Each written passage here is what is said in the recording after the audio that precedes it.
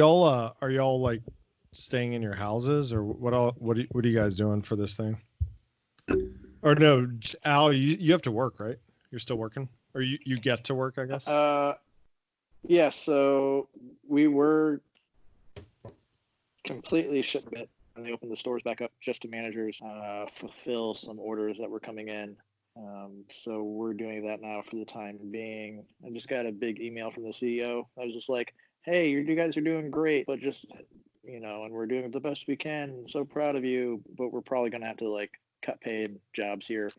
And so that's not great. But for right now, yeah. Working. I don't know if my job would be one of the jobs, which as a company-wide email, you have to be. So. Yeah. I know I'm an asshole for asking this, but what exactly do you do for them? What would you say you do here, Al? What would you say you do? Yeah. Well, I have people skills. To the engineer. I manage, so like I don't know, equate it to. Yeah, it's good. You talk with the engineers, and then you bring the plans from the engineers to the customer, and well, doesn't your secretary do that? Retail. Sorry. You still work at REI, right? Yeah, REI manager. So just retail management in general at REI is like anything. You just try to lead the team, and 90%. Martin, since you think only in military terms, it's like he basically works at CIF.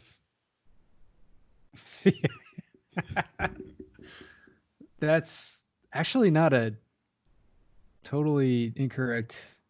It's a perfect analogy. It's CIF for outdoorsmen. Yeah. Yeah. CIF where they just charge you up front instead of on the back end. Yeah. When you inevitably lose shit. Yeah. I lost quite a few things. My Army equipment. I just couldn't figure out where it was. And then I realized it was for some reason I put some of my CIF equipment in storage in Arizona by accident when I PCS to Hawaii.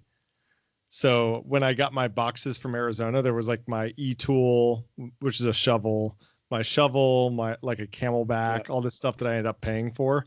I was like, well, there it is, but whatever. So now I have a shovel if anybody needs one. Yeah.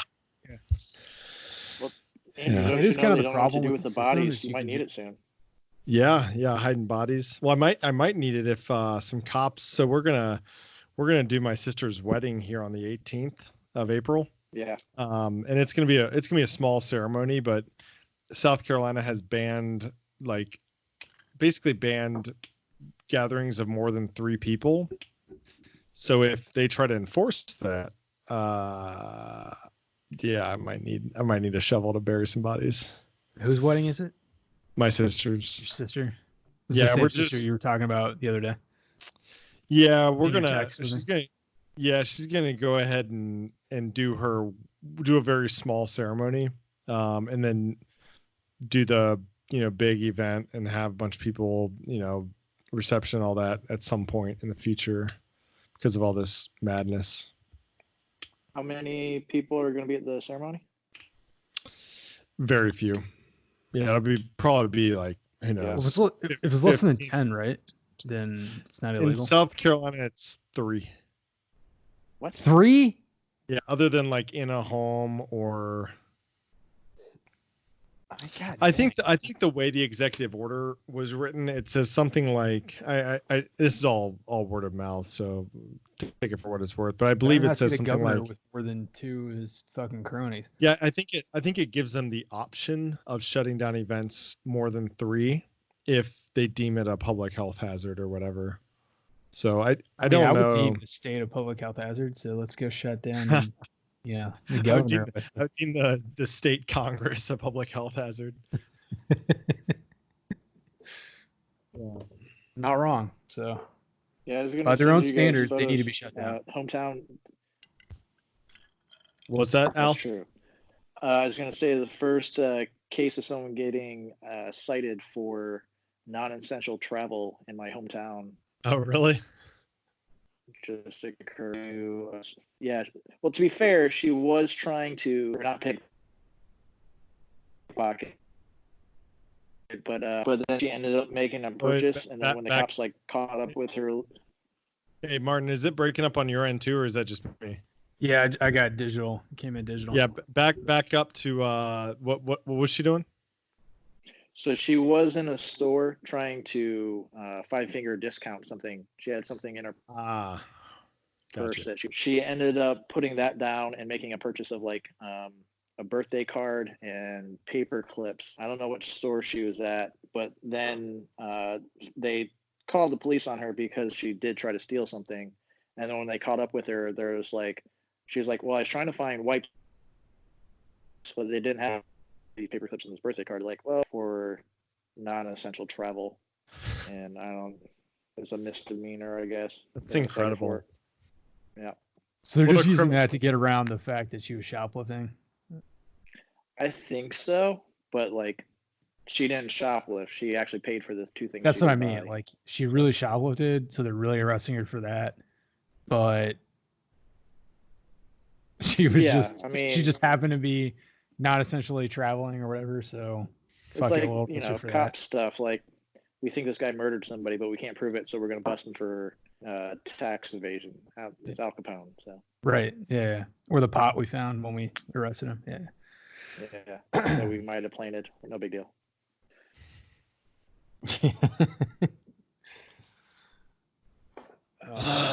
So crazy. Yeah. So you don't think they're gonna, or do you think they're just gonna shut down like all of their operations for REI?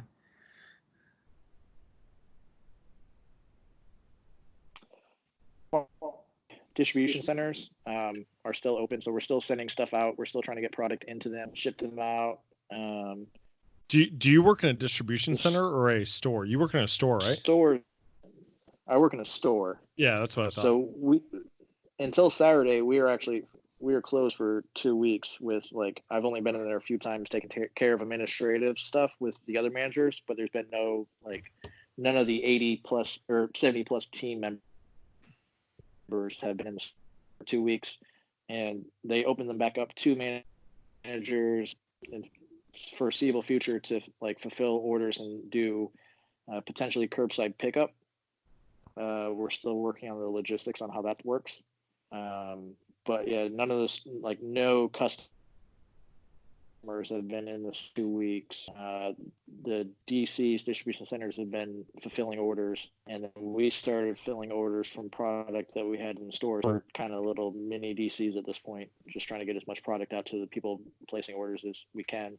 And that side of the business obviously has gone up like 300%, but 70% of our revenue usually comes from stores, so it's not making up the difference. So yeah. So well, it's tough. We'll see how it goes. Do you think it will eventually make up the difference, or no? Nah, I don't see it making up 70% of the revenue that usually comes from stores. I anticipate. Yeah, because I know when I go into an REI, I invariably spend more money than I would have spent if I were looking online. Because like you go in, you like look around, you like pick something up, and you're like, oh, this is kind of cool. This is something I'll totally use, and then you buy it and then never use it. Whereas if it was online, I'd be like, nah, I'd never use that. Yes. Don't buy it. Or even just like simple stuff. Oh, why is that so fucking bright? I mean, like you can't ship fuel, so like everybody's canisters and food like is harder to fulfill. Like you can't ship out like Cliff Bars and stuff. So all those sales are getting missed out on. And like no one like just wants to online order a boat or a bike. Like you want to see it. So what kind of fuel do you sell? Like MoGas and stuff like that, or? So like your canister fuel, your propane, butane, and then so that kind of stuff can't be shipped. It just they won't ship it. So yeah, that fuel. Isobutane. It's isopropyl butane Yeah. mix, I believe. I think so. Isopro. It's I forgot what the mixture is, but this is the MSR fuel can. It's just for backpacking stoves. Yeah, we had a few guys that would bring stuff like that out when I was in Alaska. Yeah. And I used to carry a jet boil when I was in the Army. yeah, so one time coffee and food and stuff. I remember we were out in the field and we were trying to clear the training area, and the fucking S6 signal guys spilt fuel like that, and it was like in the dirt, like in the ground. How'd they spill a can like this? Yeah, well, I don't know exactly what they had, but the range control guy came up to me and he was like, "Yeah, there's still fuel over here." I was like, "Really?" So I walked over there thinking it was going to be JP8 because that's what we put in the stoves, in the tents. Yeah. And like I'm walking around to like the tent sites and I'm like, I don't see any here. I don't see any here. And he's like, "No, look at this one." And I walked over and I can immediately smell the difference. I was like, "That's not JP8. Like I can smell it like out of the ground." It was probably I bet it was like a liquid gas stove maybe. What's that stuff called, Al? Like white gas or something? White gas. That's it's a solid or a liquid, and then when it goes through like a whisper light, it I used a whisper light back in the day. It works. Yeah, it's you have to pressurize it and everything. You do. It's good for elevation and extreme cold temperatures. Yeah. Yeah, because I would have like a can, and you'd pour the fuel in there, then you screw on like a pump top, and you pump it up to pressurize it, and then it runs a fuel line to your stove, and that's how, like back when I first started backpacking, that was the main kind of stove people used. But now people mainly use canister stoves. So you just take like a can like this, and then you screw a stove onto the top, and it's way easier, but not as good for altitude and stuff. So what are you doing with this free time you didn't think you were gonna have, Andrew? You thought you were gonna be out on the hiking. As of right now, so I got off the trail Saturday, I guess. Was it Saturday? I suppose it was Saturday. My parents came and picked me up in Franklin, North Carolina, and I was with 3 other hikers. So 2 of them were from Connecticut and 1 was from Canada. So they just came home with us, and then I took it must have been Friday. So it was Saturday. Yesterday morning I took the 2 guys to the airport to get a rental car, and they drove back to Connecticut. And then today my vehicle had arrived at the Atlanta VPC from Hawaii. So the girl who was here from Canada got a flight. So I went ahead. I just drove down. We dropped her off at the airport and then went over to the VPC and got my truck and drove back up. So I've stayed relatively busy in the last couple of days, just trying to like be hospitable to people who were stranded, because people were just like straight up stranded on the trail. Right now there are people trying to figure out, because there are people still on the trail from all over the place, all different states, countries, everything, and they just shut off like the trail crosses all these different roads, and typically you can get a shuttle into the cities, like towns there, but all the shuttles have been shut down, like they're getting fined and stuff, so nobody can get off the trail. So they're just like stuck. I don't know what the solution is, but as of today, people were saying they're just like stuck at these roads, like trying to get somebody to give them a lift into town, so then they can like catch a bus or something. It's kind of crazy.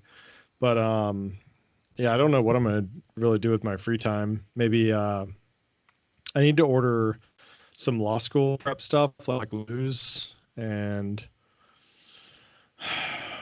I have no idea. Start emailing people trying to get better scholarships, and I could probably just mail you one of my like Lose. I still have it. So is it not like something isn't there a workbook or something, or yeah, there's a workbook and there's like 8 discs. So is Would it be worth buying the workbook though?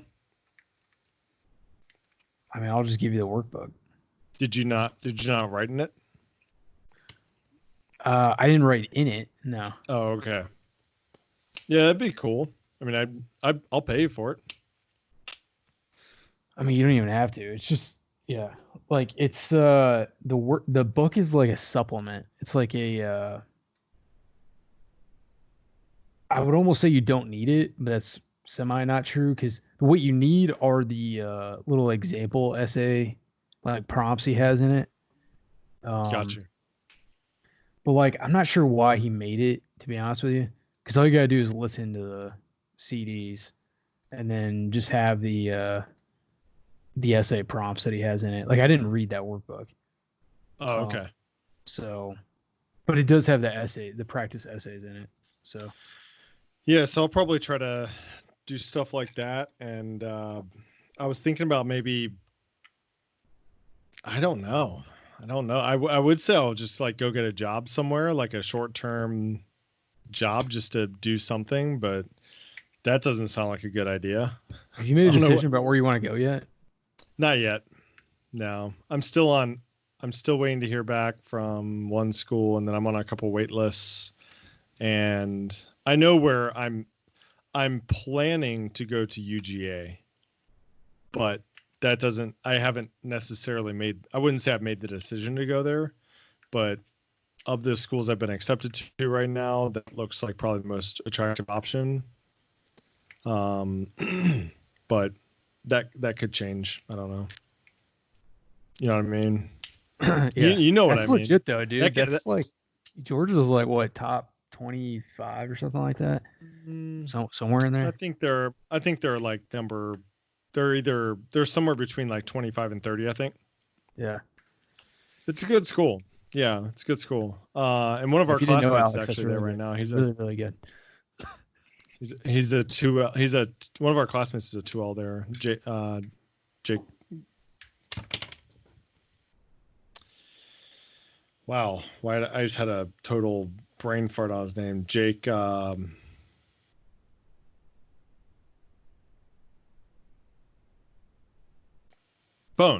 Bone. Yeah. I wanted to say Cohen, but I knew that wasn't right.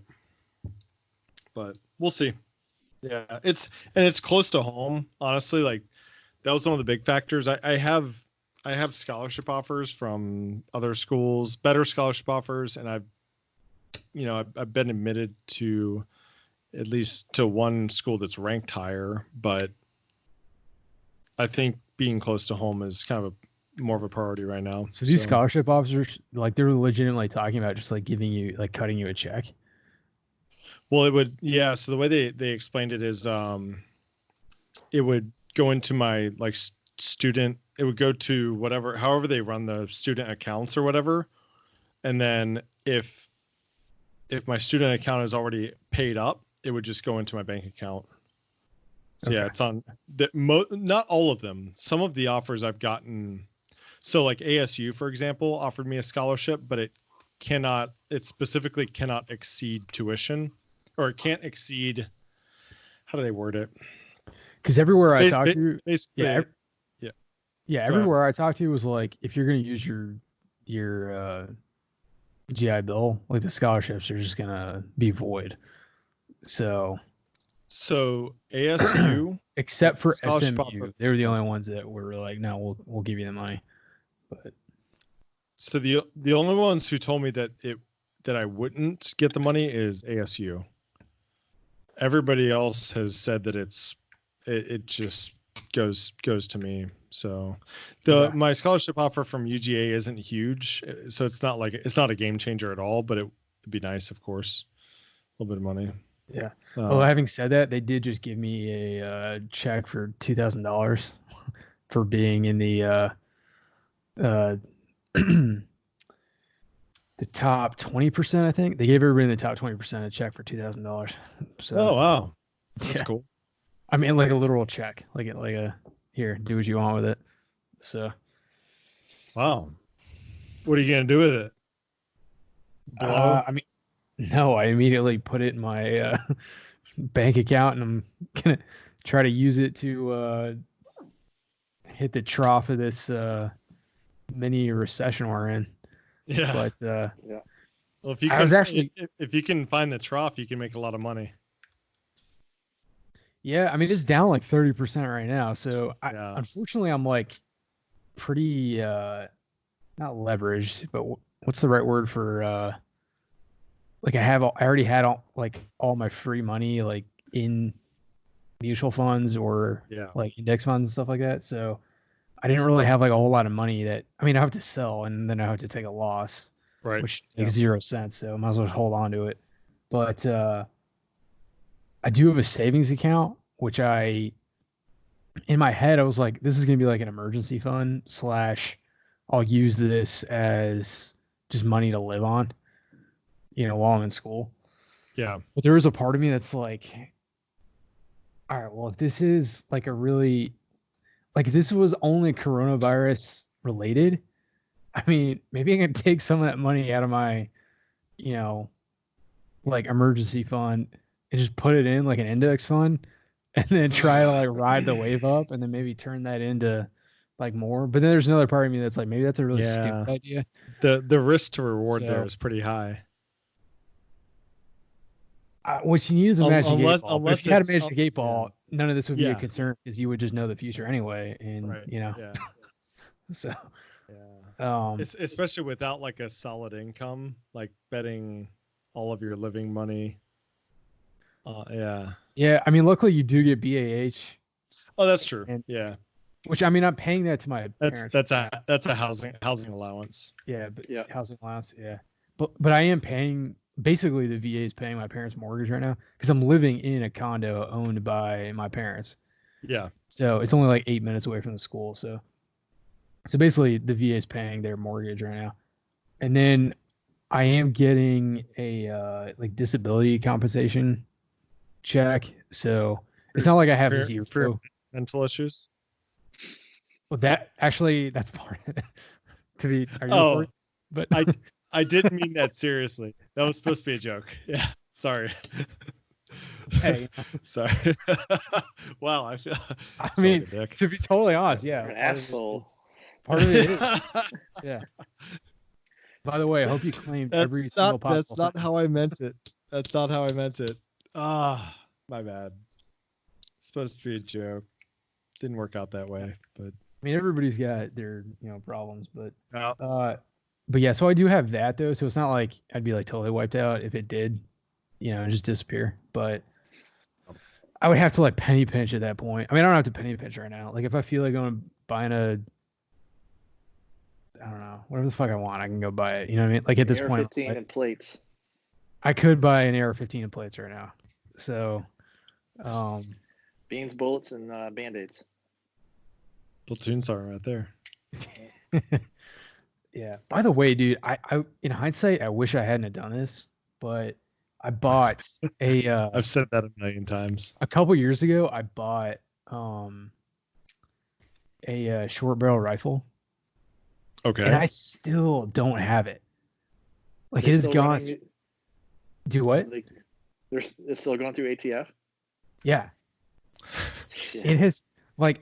Part of it was my own fault. I will admit because I didn't do the proper like due diligence on like how difficult the process was going to be, and then I fucked up because I PCS'd in the middle of the process, and that the ATF basically used that as an excuse to be like, well, you can't, we can't redo your clearance if you move from one state to another because that makes a difference, Yeah. So that was part of my problem was I didn't like do that well, but so Martin, let me tell you how to buy a short barrel rifle. You buy a regular rifle. Buy a rifle. No. Hold on. You buy a AR-15, and then you buy an AR-15 pistol upper. Now you have a short barrel rifle. All you gotta do is take the upper off the rifle. So it doesn't have a buttstock? No, so you buy the rifle or just an AR-15 lower with a buttstock, and then buy a pistol upper. So an AR-15 can also be a pistol. So if you now this is a felony. Wait, isn't the upper a That's still a short-barreled. No, So if you buy Huh? it's super illegal, but like this it's is only 100% illegal. This is a zombie apocalypse option or Civil War option. Yeah, so you have the two parts. You have the rifle lower, which has a buttstock on it, and the pistol upper, which could be this long, because it's a pistol, it's not a rifle. And then as soon as you put the two together and go click, you just committed a felony. However, if there's no longer a government, dude, I was talking. cares? So I was talking to the guy that I had to redo a lot of this fucking bullshit paperwork with here in Houston, and he was trying to talk me into creating a trust, and he was like explaining the logic, and part of me was like, dude, I don't want to redo all this fucking paperwork. I hear what you're saying, but I don't want to redo the paperwork. But I was like, this is kind of ridiculous that, like, if I hand this to like a sibling, that's a felony. You know, if I'm like not in the same room. I've got an NFA trust with a few of my friends. Yeah. Jimmy's got one. I'm not sure. He said he was going to put me on. I don't know if he ever actually officially did. I never got contacted by anyone. I'm just trying to understand how, like, what is even the logic behind how this is preventing criminal activity? There is no logic. I mean, no logic, man. I could tell from this whole process, what they're trying to do is just create a million hurdles so that you give up. Yep. Yeah. That's what they're trying to do. And when they created it at $200 was like cost prohibitive. They haven't increased that, thankfully, so it's not cost prohibitive anymore. But like, it was just also a way for them to. I had to send them another $200 check in order to get them to restart. Oh, that sucks. You should have done the trust at that point. Well, I know, because I would have had to redo the paperwork. You still have to do the paperwork, but the trust allows you to let other people use it while I'm not there, borrow it or whatever when you're not there. Yeah. And I think it's easier to cross state lines if you have the trust. Probably, I don't know. It's so dumb. The different 1 inch in a 1 inch off of a barrel. And it's suddenly, I mean, an M4, like the M4s we used in the Army are short barrel rifles. They're illegal. Yeah. Oh, really? So, they're below the they're SBRs. What's the stuff? It's a say again. Less than 16 inch barrel or Yeah. Overall length under 26. So the M4 barrel is 16 inches with the flash suppressor on it, or something like that. I believe it's 16 with the flash suppressor, but the flash suppressor is not tacked on, so it's not considered part of the barrel. So if you take the flash suppressor off the barrels, I believe I'm almost certain the barrel's under 16 inches without the flash suppressor, flash hider, whatever it's called. 14 and a half. I think it's got a 1.5 inch suppressor. Yeah, they're short. Yeah, but you can most barrel, like the average AR barrel is 16 inches, but like this suppressor is welded on there, so it's non-removable, so it's technically a 16-inch barrel at that point. Yeah, mine is not welded on my AR. It's just a 16-inch. I don't think most flash hiders are tacked on, but if you have if you have a 14-inch barrel or 14.5-inch barrel, you can put a 1.5 inch flash hider on and put a tack weld on it, so you can't unscrew it, and now it's a 16-inch barrel. Yeah. But if you can unscrew it, it's dumb. It's dumb. There's no functional reason for it. It's just. So Martin, what you can do is just buy an AR pistol with just no buttstock and the buffer tube out, and then buy an actual AR rifle and just keep them right next to each other. And if shit ever happens, you just take one upper and put it onto the lower, and then you're not committing a felony until you have to. Well, don't commit a felony until felonies aren't a thing anymore. I played the fifth. That's this whole conversation is I played the fifth. All right, I'm not saying we're going to do that, but if I might have an AR pistol right next to an AR rifle in my basement right now. I'm not saying I'm planning on doing that, but I just happen to have those two things next to each other. How dare you? Anyway, but back to your previous point, I'm already out the whole, fucking couple $1,000 now on a rifle I don't even fucking have. So. Yeah. Is it a 5.56? It was a $300. Can't even remember. It's $300. I don't know what it was actually. Maybe a 50 cal. Does that make sense? 50 cal. was a 14.5 millimeter. Dude, It was actually I went it was actually a ZPU. That's really what it was. It was sawed off, so it was Yeah, short terrible. barrel technically. But So you went 300 blackout yeah. without getting a suppressor? No, there's no not that you need to know about. no. Yeah. You got some.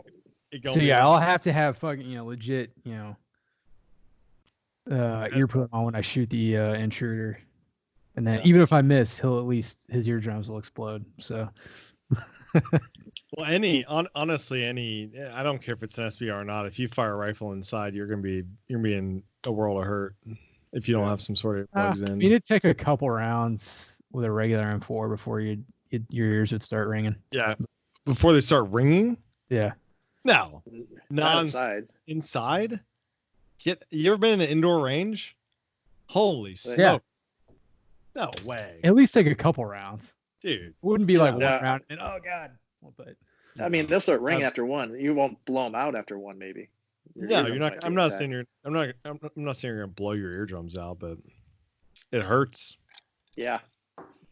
I went to after the presidential address yesterday, which was very powerful, very wonderful.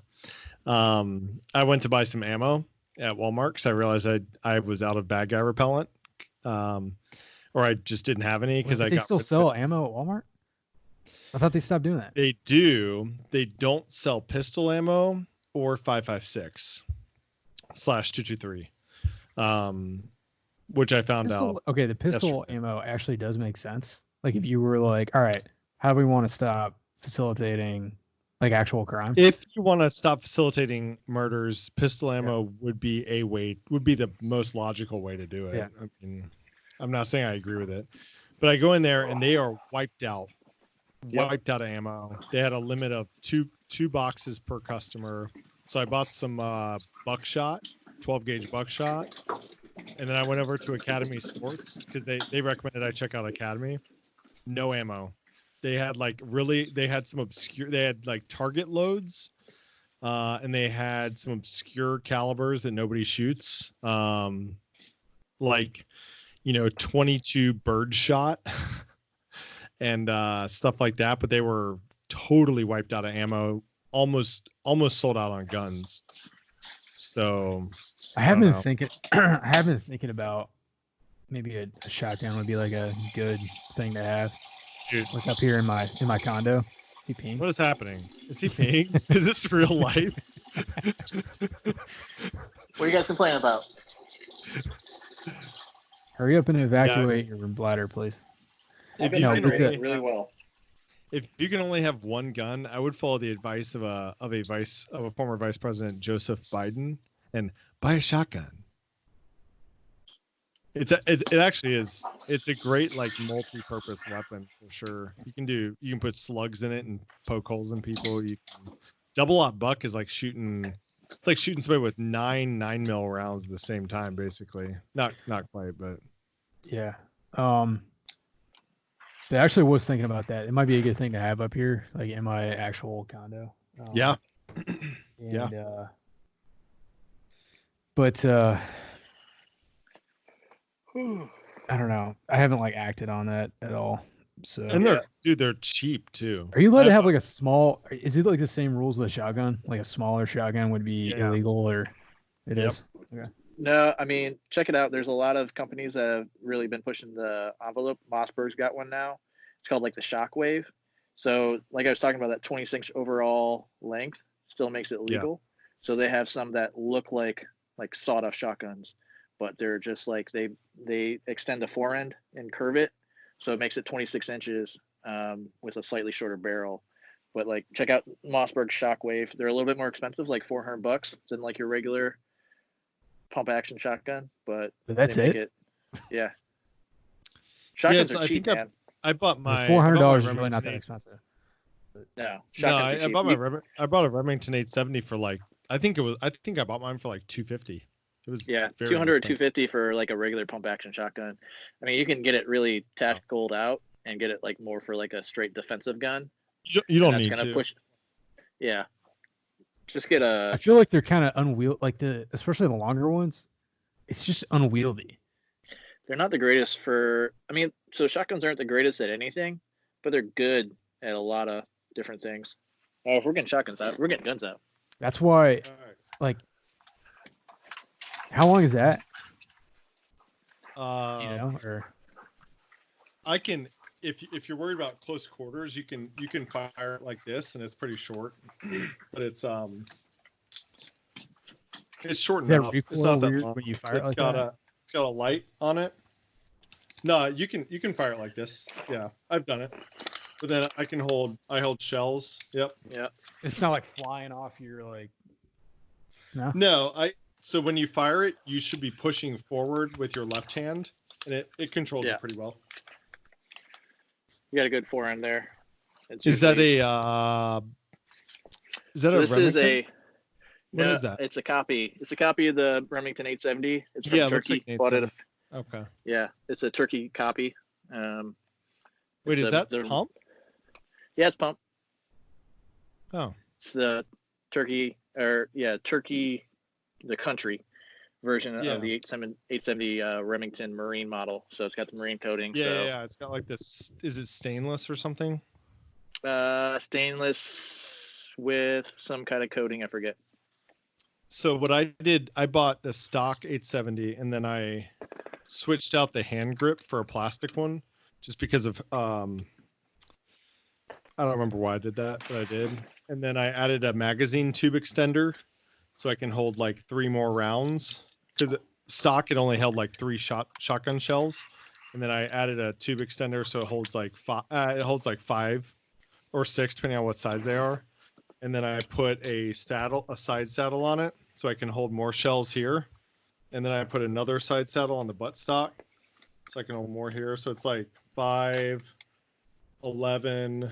I can hold like 16 shots with this, and it's got a light. Yeah, I have. Yeah, Andrew, we have like almost the same setup. Do you have a pistol grip? No, I have the regular one.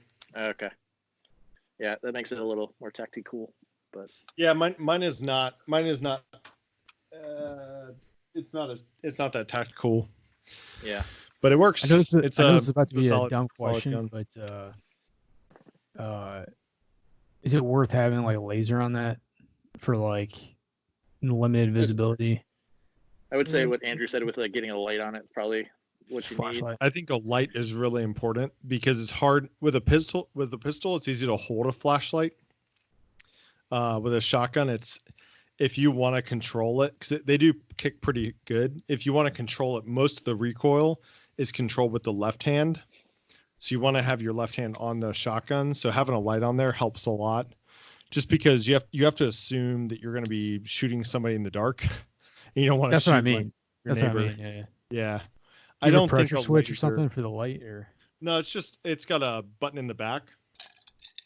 So I need to get batteries for it. I just got this out of the box, but it's got, when I hold it, the way I hold the shotgun like this, my thumb goes right on the button, and I can activate the light, or I can screw it and make it stay on.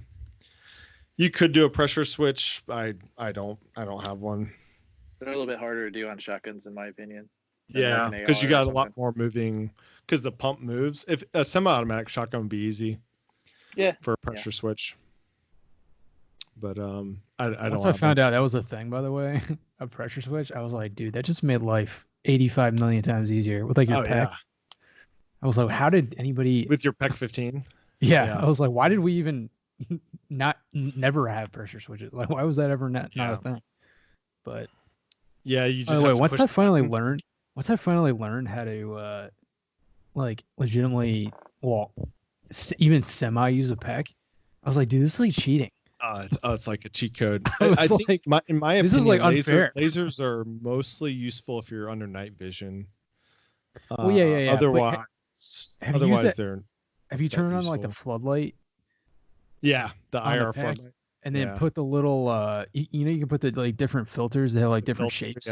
Yeah, so one person has a triangle, one person has a square, whatever. One person has a circle. Or at least like you can like leaders. PEC 15's infrared laser that goes on a M4. It looks like a little box. But it also has a floodlight on it, like an infrared floodlight. Because when you're under night vision, you can't look through your sights. Yeah, because the unless you have goggles are. I mean, you there guys are got like what the PVS is, right? yeah, PVS. Like if you have a PVS 14s or whatever, there is a mount where you can mount your PVS 14 onto your rail. So if you have a red dot sight, you can actually mount your night vision behind your red dot sight. Then you can look through both, but it's just not that practical. Yeah, except for like long range shots, right? That would make sense. Maybe, but normally you're going to be wearing your night vision. So right. Yeah, I was going to say you'd have to have two. You would want to have two, but then that just doesn't really make a lot of sense. But I mean, you can do it. The British did that sometimes at JRTC. They'd have it mounted on their. But then if you want to look somewhere, you have to like point your rifle at it. So right, exactly. And so the way that they mitigated that was that they would shoot flares just constantly. But then you don't have the advantage of night. Right. It was like a weird I don't know what they were thinking, but sometimes we would know where the British were. Vision. Just because of the flares. Well, they shoot like 40 millimeter flares or like shooting like artillery. Just like parachute flares. Oh, okay. So like little pop. Yeah. So, so sometimes you would know where the British were because you just see flares like all the time, like out there in the box. That seems like really poor tactics. But I guess if your enemy also has night vision, it kind of becomes a moot point. Well, so I mean, you can say it's poor tactics, but on the other hand, it is kind of, in a way, it's kind of a deterrent because you know that they're up and awake and like looking, or you think they are because they're at least shooting flares. So there is kind of like, all right, do I attack them because they're like, do I want to? You know where they are because you see their flares. Yeah. So okay, so it would be better to just shoot indirect fire at them and go attack some U.S. unit where they're probably nodding off and asleep. You know what I mean? Yeah. Whereas I know these guys are awake because they're shooting fucking flares everywhere, but.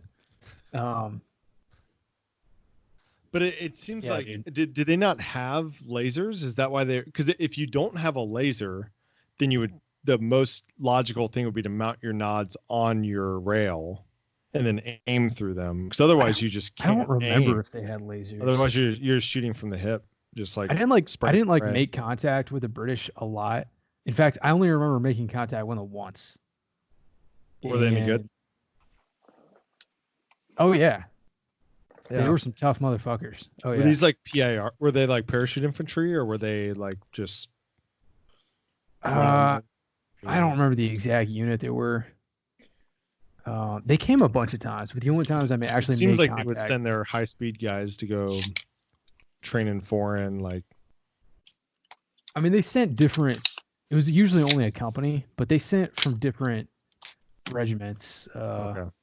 I don't remember. Again, I don't remember the names, but it'd be like the 2nd Duke of York's, Highlander regiment. I mean, yeah. So it would.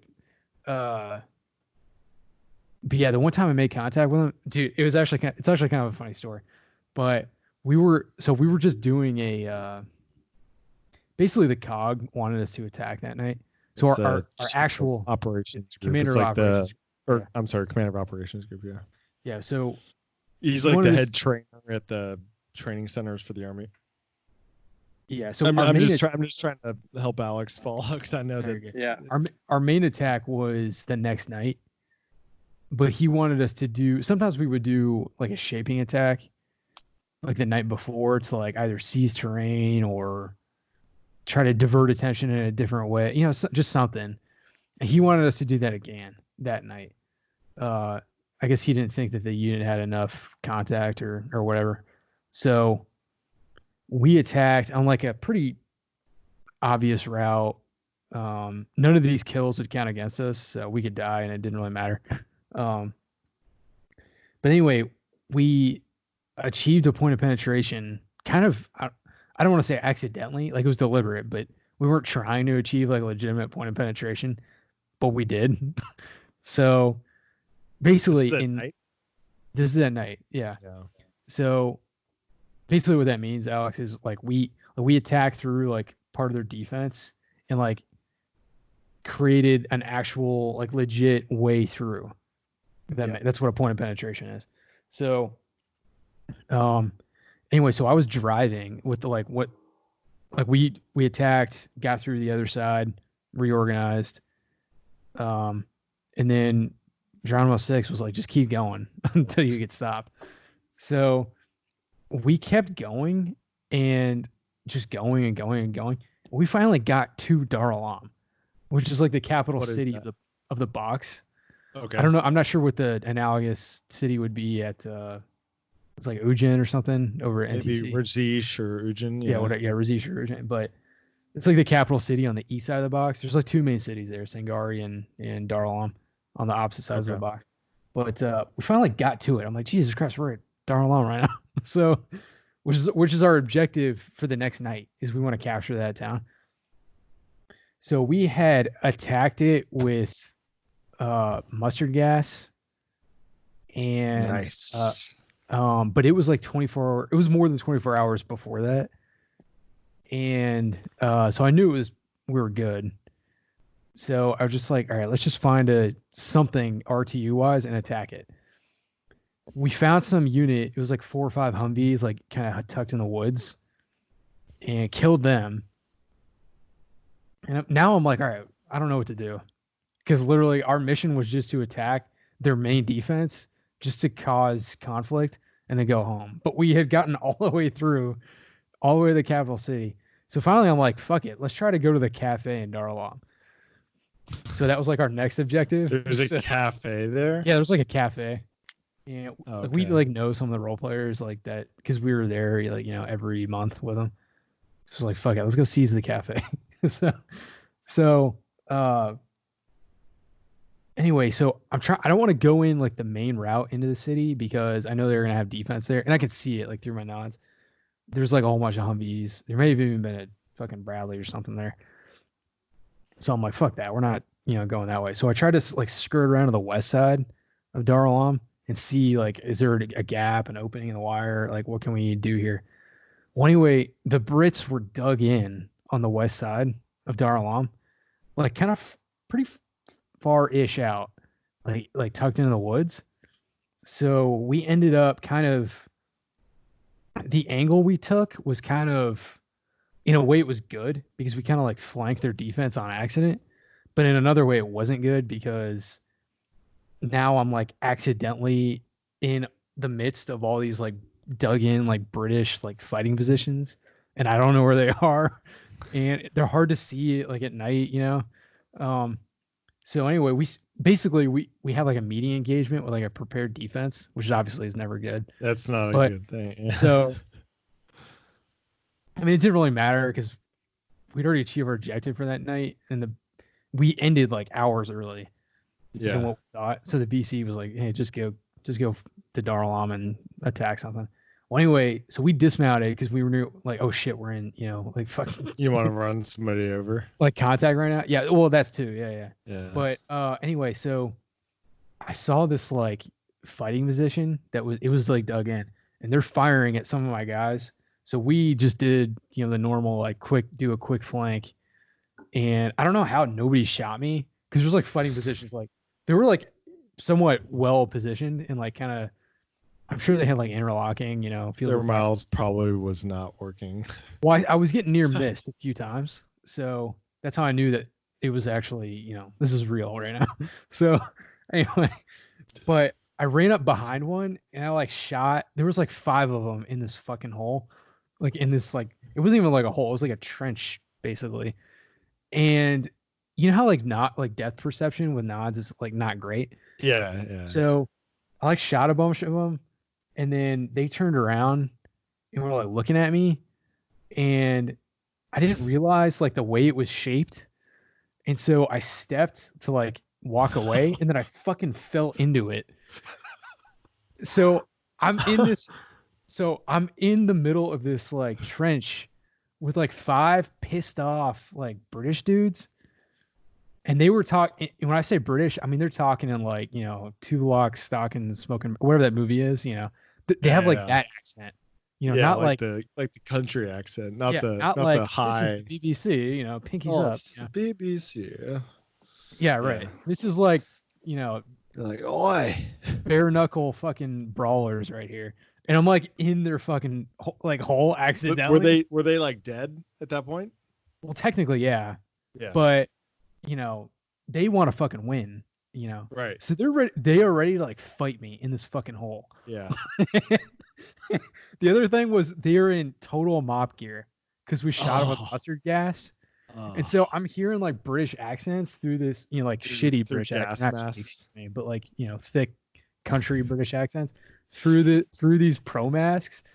And they're like, hey, fucking kill that motherfucker. I mean, I was like, dude, I gotta get out of this fucking hole before they actually like all 5 of them like tackle me and like beat the fuck out of me. So anyway, I know it was a long-winded story, but well, no, it's funny because like in those training centers, you can kind of it's easy to forget that the bad guys, which was you in this instance, are actually they forget all the time. They forget all the time. You forget that they're American, like they're American soldiers. So like, yeah, that's what I mean. They forget. Did I tell you about when we had those guys attack into our talk and I grabbed one of them? Did I tell you about that? Okay. Before you even start though, so that was one thing. Attacking into talks was always like I never did it unless we were specifically tasked to, and we never did it unless there's OC, like a plethora of OCs there, because it just got stupid and it wasn't worth it because they just rekey the whole talk anyway, because the talk has to be alive. Like, it's like the command post. Yeah, the talk, the tactical operations center. So I never purposely did it, but anyway, continue. Yeah. No, so we had this like platoon. It was like a platoon of infantry dudes just running through a lot of us didn't even have nods.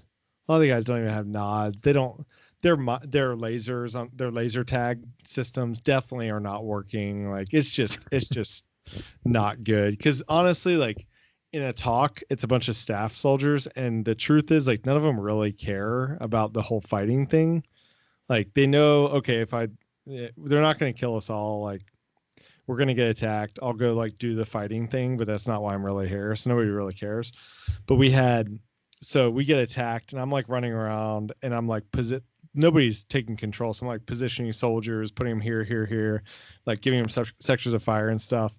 And then these Op 40s just run up and just smoke all of them. They're just like running by, just shooting them.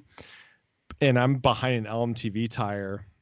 And so I jump out and all I had was an M9. Like I didn't even have a rifle at NTC. I just had a pistol because I'm the intel officer. Like I don't need a rifle. So I safety kill this one dude, but again, like it's easy to like you get all amped up and hyped up in a fight, and you forget like this is just some soldier.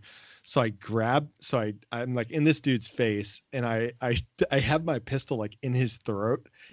Safety kill, and I'm trying to rip his M4 off of him because I'm thinking like, oh, I can use this guy's rifle to shoot the other Op 4, but then he goes, that's my rifle, like that, and that's like it like broke me. And I was like, oh, I'm sorry, dude. I'm sorry. And I like patted him on the back. I'm like, you're doing a good job. Keep it up. It's probably some fucking like E3 or E2. Yeah, but he whimpered and it like snapped me out of my I don't know. It was nighttime. I was tired. We were all amped up and you just kind of forget, they're all dressed weird.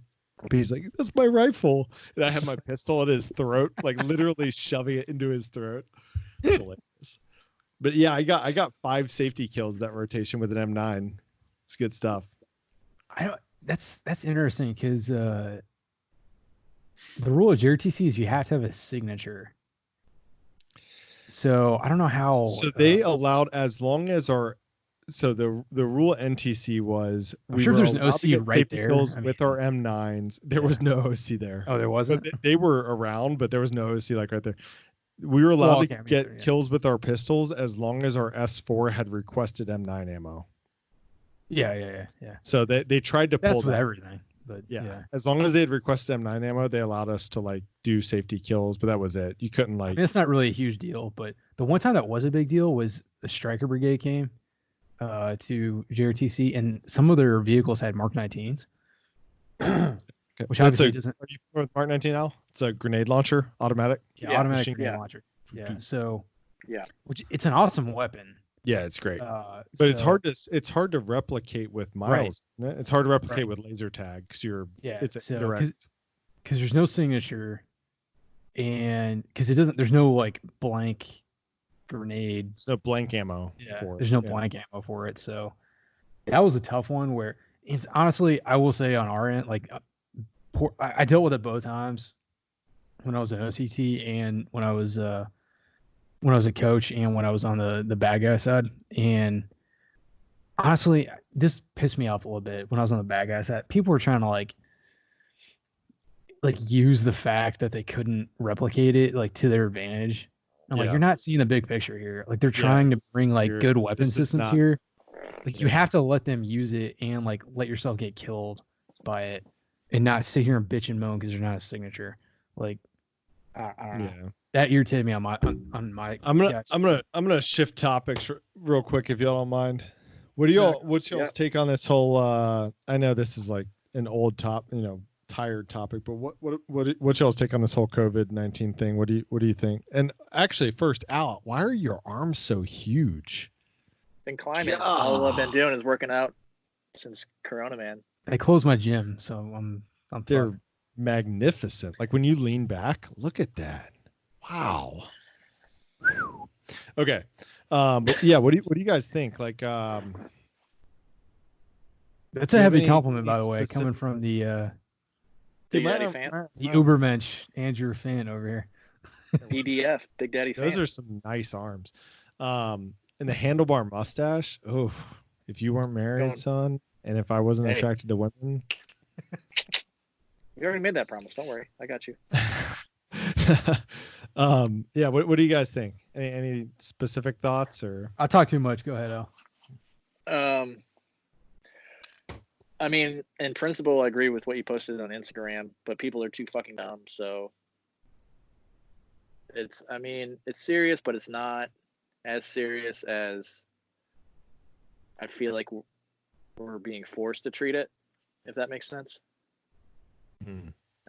So I don't. I think it's really serious for very old people and people who have health problems like heart conditions, whatever, really bad asthma, stuff like that.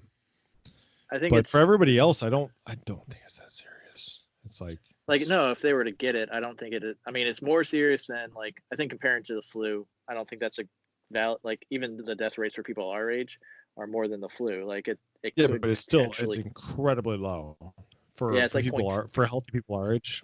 Yeah, it's like 0.2. Yeah, versus like 0.02. So by a factor of 10, it's more dangerous. Yeah, I've never known anybody who died from the flu, so maybe I'll know one person my age who dies from this. We'll see. Yeah, maybe. I just think like to your point, like which I didn't actually read that guy's what he posted on the comment about like the mitigation factors, but like I could talk about that a little bit. Yeah, it just seems like there's better ways to handle it if people weren't just so fucking dumb, but people are dumb. So I understand, like I can understand why we're doing it. I don't agree with what we're doing, but like I understand why we're doing it, I guess. I don't know. Yeah.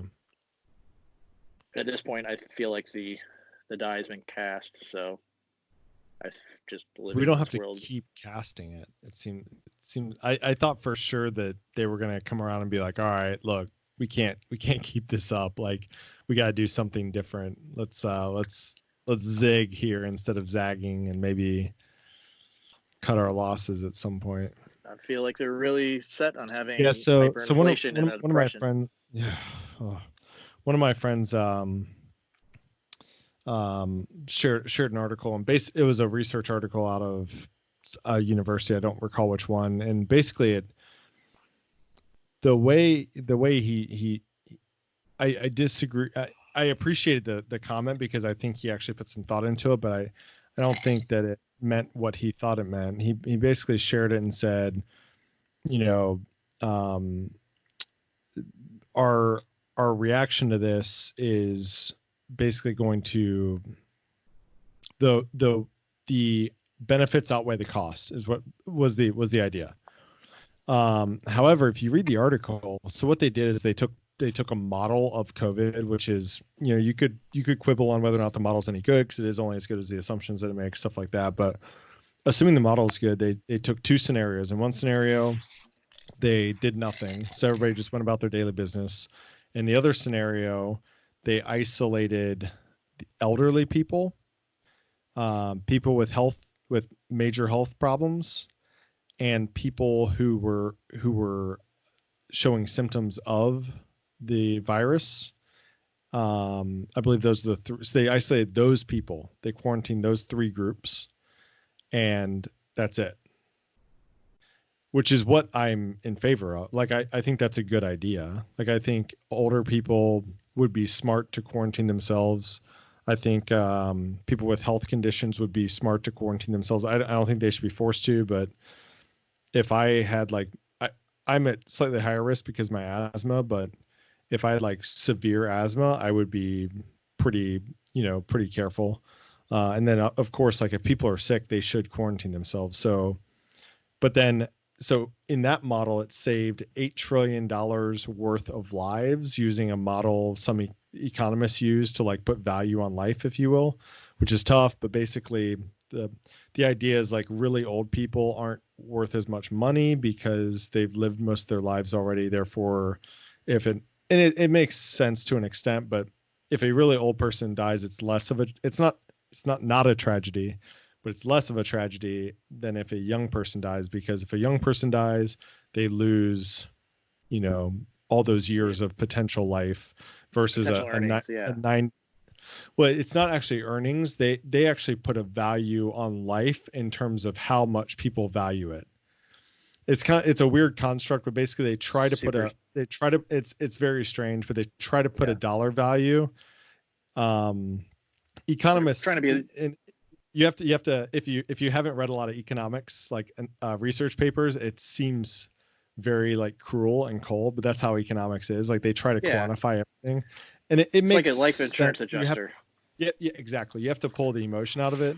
But like if a 99-year-old or a 100-year-old person dies, is that a tragedy? Sure, but it's not as sad as if a 5-year-old dies or if a 15-year-old dies. It's different. It's a different kind of tragedy. So basically, let's take at face value $8 trillion, right? So then I asked, okay, well, what is this costing us? What is this costing the economy? And he said, I don't know. So my question is, how can you know that it's worth it? Assuming we take the $8 trillion value at, $8 trillion number at face value, how do we know it's worth it if we don't know how much it's costing us? What if it costs us $9 trillion? Then is it not worth it? I don't know. But I thought it was just kind of a strange article. I get the impression that he probably didn't actually read it, because the mitigation strategy in the article was not nearly as extreme as what we're doing now. It was simply quarantining elderly people, people with health conditions and people who are sick, which I think is exactly what I would advocate for. I just don't understand why are we quarantining people who have almost no chance of dying from this or even really being that ill from it. Like, yeah, sure, a healthy 30-year-old will get sick if they get it, but they're not going to be on a ventilator. It's not like, generally speaking, assuming there's no like underlying issues, they're not going to be in a hospital on a ventilator. They're going to be in bed, like drinking orange juice. It's not the Black Plague. It's just not. And I get the impression that there's a huge vacuum and a lack of like people making sense about this and trying to actually like say what I just said. If there are people out there making sense, I haven't heard them, because everybody seems to be just freaking out and losing their minds. Okay, so people that are making. I was just gonna say real quick, the people that are trying to make sense about it and have like a nuanced opinion, they're just getting, you don't care. They're just getting destroyed. You're selfish. You're selfish. Like the whole meme of like, oh, if this was affecting young people, old people were doing everything they could to save because there's a bigger value. Young people are more valuable. Life. Period. Yeah, just in general, point blank. I mean, I could make the point that a lot of young people I know are pieces of shit and aren't worth anything, but like. And there are a lot of old people like that too. But generally speaking, young life is more valuable for good reasons. Yeah. Yeah. More. Yeah. For a lot of reasons. Yeah. Yeah. But everyone who's speaking sense is getting trashed. I was going to ask you, Andrew, a kind of like a Socratic question here, but okay. What about the last, 5 years about our social, political, cultural discourse makes you think that people would evaluate this in a rational and judicious way? So I guess my question is, why are you surprised that people are being emotional and ridiculous about this? I'm not surprised by the people in the sense of like the average IQ is 100. Let's start from there. That's a tragedy, one, but it's also important to understand that to make sense of how people behave. What I'm surprised by is the lack of politicians and media outlets in general making any sense. Okay, but what about the last 5 years makes you think that politicians and media are going to evaluate this? Better yet, even seeming to attempt to make sense. So let me give you an example. So like, have you ever seen like the pyramid of information? It's like at the bottom you have like data, and then there's information, then there's knowledge, and there's understanding. Right, so like you apply different data. You're talking about that Army fucking doctrinal I'm pyramid not sure thing? if it may be an Army thing. I'm not really sure if it's Army specific, but it's. I mean, I think it's just kind of true. They may have plagiarized it, but yeah. So you have like data, and then you analyze that, turn it into information. You whatever process that and turn it into knowledge. Then you apply judgment, and it becomes understanding. It seems like almost all the news articles I read and when I hear so let's just start with the media. When I read news articles, it's just data or maybe information. So it'd be like, there are currently so many thousand cases of this disease in the US right now. Cool. Like, what does that mean? Like, there's no context. Or like today I saw a video, watch as workers load bodies from a hospital into a refrigerator truck with a forklift. It was like outside of a New York hospital, they were loading bodies into a truck with a forklift. And it's like, okay, well, is that always like, is that just because like people die in hospitals, news alert, they have to get rid of the bodies somehow. Is this what they always do? Is this unusual? Like, is this something to be alarmed about? There doesn't seem to be any of that context or analysis, which I mean, granted, yeah, there's been a lot of hysteria over the last few years, but at least there seems to be like an attempt to analyze stuff. What you're doing is asking Thomas Sowell's 3 questions. Okay. At what cost? What hard evidence do you have, and compared to what? So yeah. But what I'm a little surprised by is the fact that a lot of people of our ilk, kind of the skeptical, right libertarian side of things, why are we surprised at the ridiculous reaction? I'm not surprised by the reaction by people. I'm surprised when I hear President Trump talk and he doesn't even seem to attempt to make himself sound like he knows what he's talking about. For example, like, did you watch the press conference yesterday? No, I mean, I haven't watched. I haven't watched mainstream news in forever. After I listened to him talk, that's why I went out and bought ammo, because not only does the media seem to make no effort to contextualize things, to do anything, which seems like that should be their job. They are analysts. Like, you have analysts, you have whatever. No, they're idiots with journalism and communications degrees.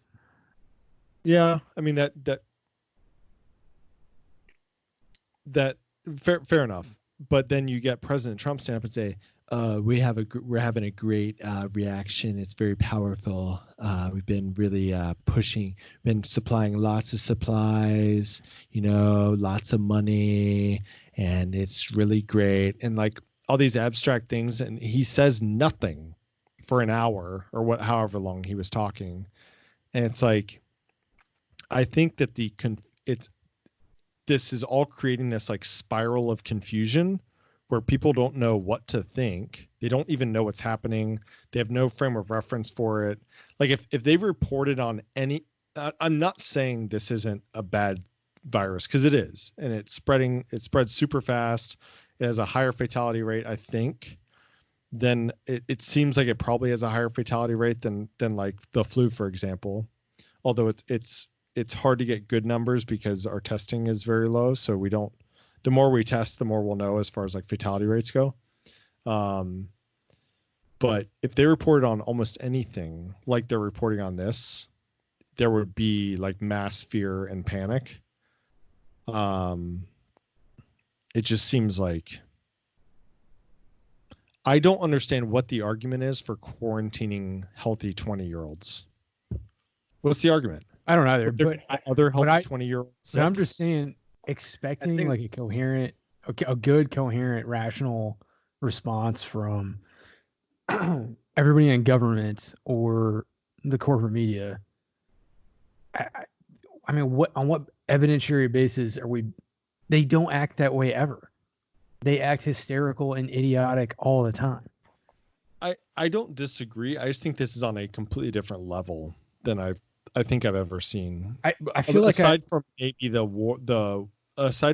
the war drum beating that led up to the Iraq War. You don't think the 2016 election media was? I thought that was like, yeah, but the absolute worst thing I've ever seen in my life. Fair enough. That period of election, even more than the 2003. But at least that was on one side. It seemed like it was fairly it was fairly like isolated to one side, whereas this is just like la-di-da-di everybody in the chaos. Yeah. The only one who's speaking sense in Congress right now is Thomas Massey. So is he? Yeah, he tried to require a vote.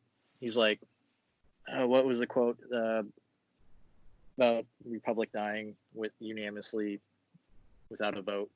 I forget who that said that. You were just going to do a voice vote for that stimulus bill, and he wanted them to actually have an actual vote so that people's go on record. Vote went on the record. Yeah. But and then they try to crucify him just for even doing that, because there's like all these people are going to work every single day to do their job. Why can't the Congress just like stand on principle and do the same thing, and at least come in and put your name on record? Yeah. He did say like, this thing is going to pass. I'm not holding it up, but I mean, I preferred the first bill that came out that didn't give all these stupid regressive leftists and all these stupid endowments to things that don't need money. But what were they, for example? I lost track of a lot of this because I was out in the mountains and I had almost no cell reception sometimes, so I missed a lot of this. Could you fill me in on what the controversy was? They finally passed the third attempt.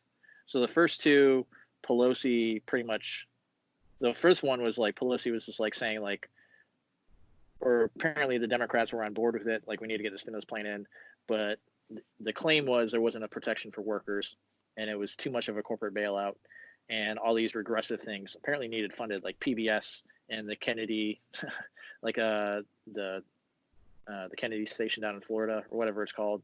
Like, so like that, they got like $75 million in this, like and NASA, PBS got like the NASA place? No, the Kennedy Center for Performing Arts in DC. Yeah. Oh, in DC, sorry. Yeah. I thought it was the NASA like space station. Like I didn't read. They got $25 million. $25 million. PBS got like $25 million. Congress apparently got a $25 million, which Martin, you corrected me, it wasn't like a raise. They couldn't get them silver raise, but it's pretty much like covering for like having to have food shipped to like. I was like, you fucking pay for that just like everybody else. Like, why are you getting money? Yeah, it was like expenses for like dealing with working remotely for members of Congress. I was like, I'm pretty sure we pay you for that, but whatever. And being with your constituents is what you're supposed to do most of the time. But so pretty much there's a bunch of like fluff put in there for shit that doesn't need fluff on top of whatever they wanted that they think needs stuff, which if you're gonna think this is needed, I would say would be the legitimate things. Like if you're gonna make that argument, this is needed. On the testing note, my brother's an ER doc up in Fort Worth, Texas. Yeah. And he was actually complaining to me about a lot of the testing they're doing because like the overwhelming majority of people that they're just like randomly testing. Yeah. Like the consequence of the test is like, especially like outside the hospital or like these drive-through like testing centers that they're building. Like you go there, you get a coronavirus test, and then they tell you to go home and stay there and self-isolate. And my brother was complaining about it because he's like, look, if you have flu-like symptoms, just fucking go home and self-isolate. Right. Well, the problem is there's no need for a people test. think they're gonna die. Yeah, and healthy 30-year-olds think if they get coronavirus they're gonna die. And it's just not true. Like you almost certainly will not. Almost. You go home and suck it up and stay away from. Go home and drink some orange juice. Like, go to bed. But the other reason why he was complaining about it is because they are taking. So like there's this whole like mask shortage and glove shortage and gown shortage. Yeah. Like the people that are doing the unnecessary testing are consuming gloves and masks that they need at the hospital. So like my brother's complaining to me. He said some guy came in the other day, non-coronavirus related, but they're like running out of stuff. And this dude was like bleeding all over the fucking place. And my brother was like, yeah, they didn't have a gown for me for the rest of the day that day. And so he was like, I got blood like all over my fucking arm. This dude was like shooting arterial like blood. So he had to like rush into the bathroom and like, basically disinfect himself with bathroom, the fucking bathroom soap. So, but he was complaining to me about that. So that's another one where it's like the response is like incoherent and irrational. Yeah. Like these whole like testing things they're setting up. It's like you don't need to do that. It's like it's designed by a child or something. Right. If you have flu-like symptoms, fucking go home and stay there and get away from that. But that's the thing. People think because of the reporting and because of how severe the reaction is, I think if you stopped like a random healthy 28-year-old on the street and ask him like, hey, if you get coronavirus, what's your chances of dying? They'd probably be like, 50-50. I think the impression out there is that you're going to die. So you have to go get tested and maybe get on a ventilator, which like 87% of people who go on a ventilator never come off from this. They just die. Like it's. Yeah. Well, the public's response to this is always ridiculous. Like when the whole toilet paper shortage started. Well, yeah. I'm like, if this is really the apocalypse, the last thing you need is toilet paper. Yeah. Did you see my Instagram video by any chance? About toilet paper? My solution to the toilet paper crisis. What, wipe with a sock or something? You got a bidet? Oh, you got a portable bidet. This thing. So this is a bidet that you put on your screen's blurred, so I can barely. Oh, how do I undo a smart water bottle? Well, you can put on any standard water bottle, but it just goes into your ass thing. Yeah, dude, it's amazing. I use it backpack. It's phenomenal. It's the best thing ever. You fill the water bottle. You learn about it from Plug It In Hikes? I don't think so. No. He was the first person I saw use it. I don't remember. I learned about it from somebody. I don't know if I can see the guy, but I don't know his name. Is it on Instagram? He's got a big beard? No, it was on YouTube. Okay. But as soon as I saw it, because I saw somebody, it was like it was some guys I think they were on it was a guy who had done, I think he might have been a Triple Crown hiker, maybe. I think he had just finished the PCT, and he was like doing a gear breakdown, like showing what all he carries. And he mentioned that. He was like, yeah, I carry a little bidet and, whatever. And I was like, oh, they make those? Yeah. So I immediately went on Amazon and ordered one. It's like a little plastic piece. It weighs nothing. It costs, I don't know, $15 or whatever.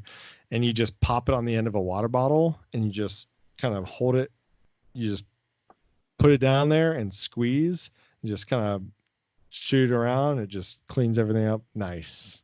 Then all you got to do is just dry off a little bit. I know it like grosses some people out, but it is amazing. And it comes with my highest recommendation. I had not actually tried it until this recent, when I did my Appalachian Trail through hike.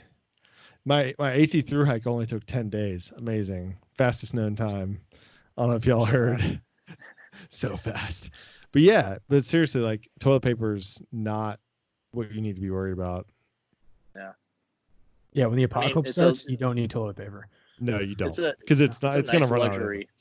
Yeah, it's a nice luxury for while you have it, but like eventually you got to learn.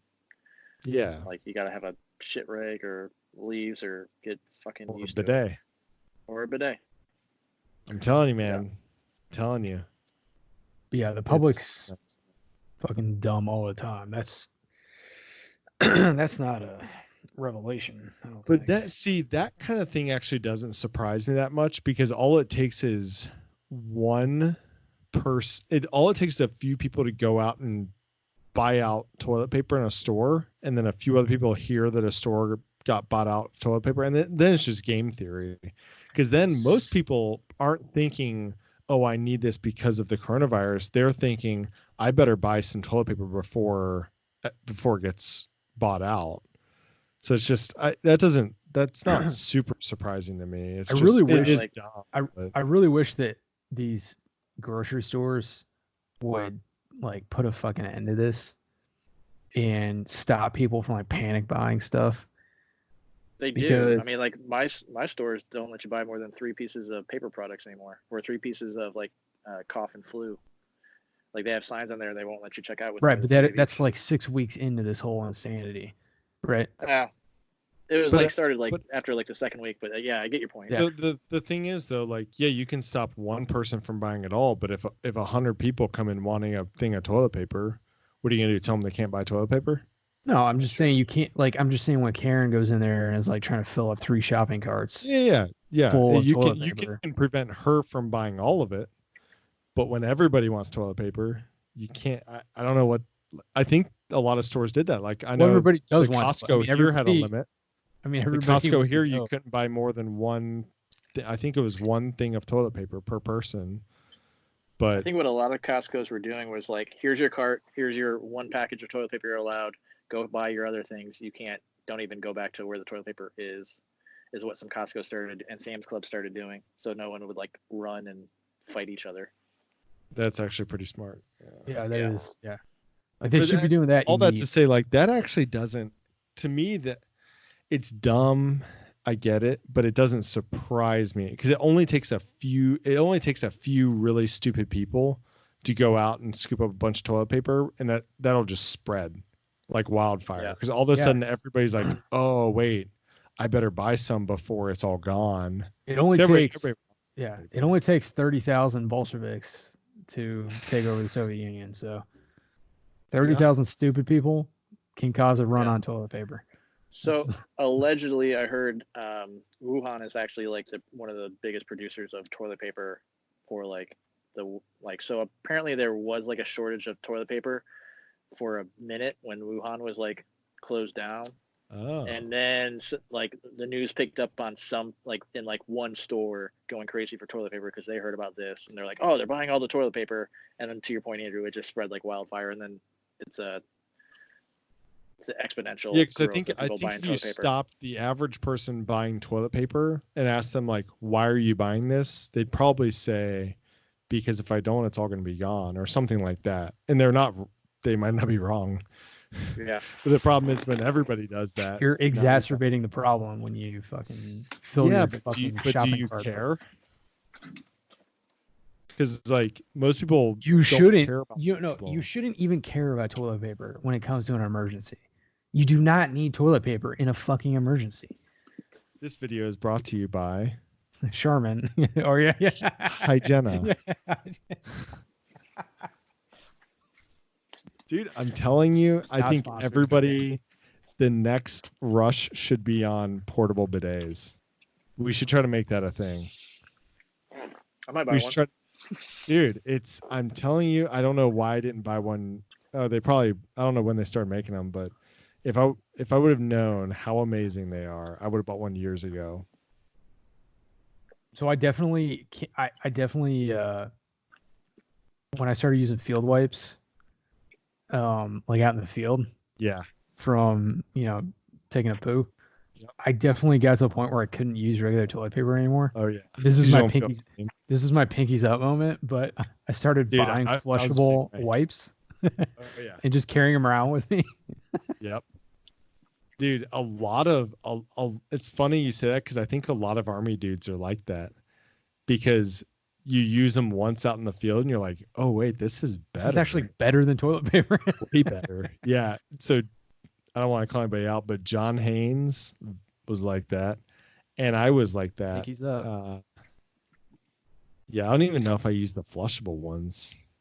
I just use the regular ones.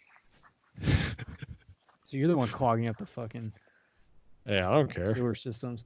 As long as you don't live in the same place for too long, it's not your problem.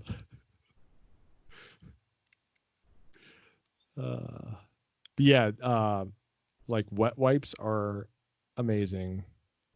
And once you start using those, it's hard to go back to regular toilet paper.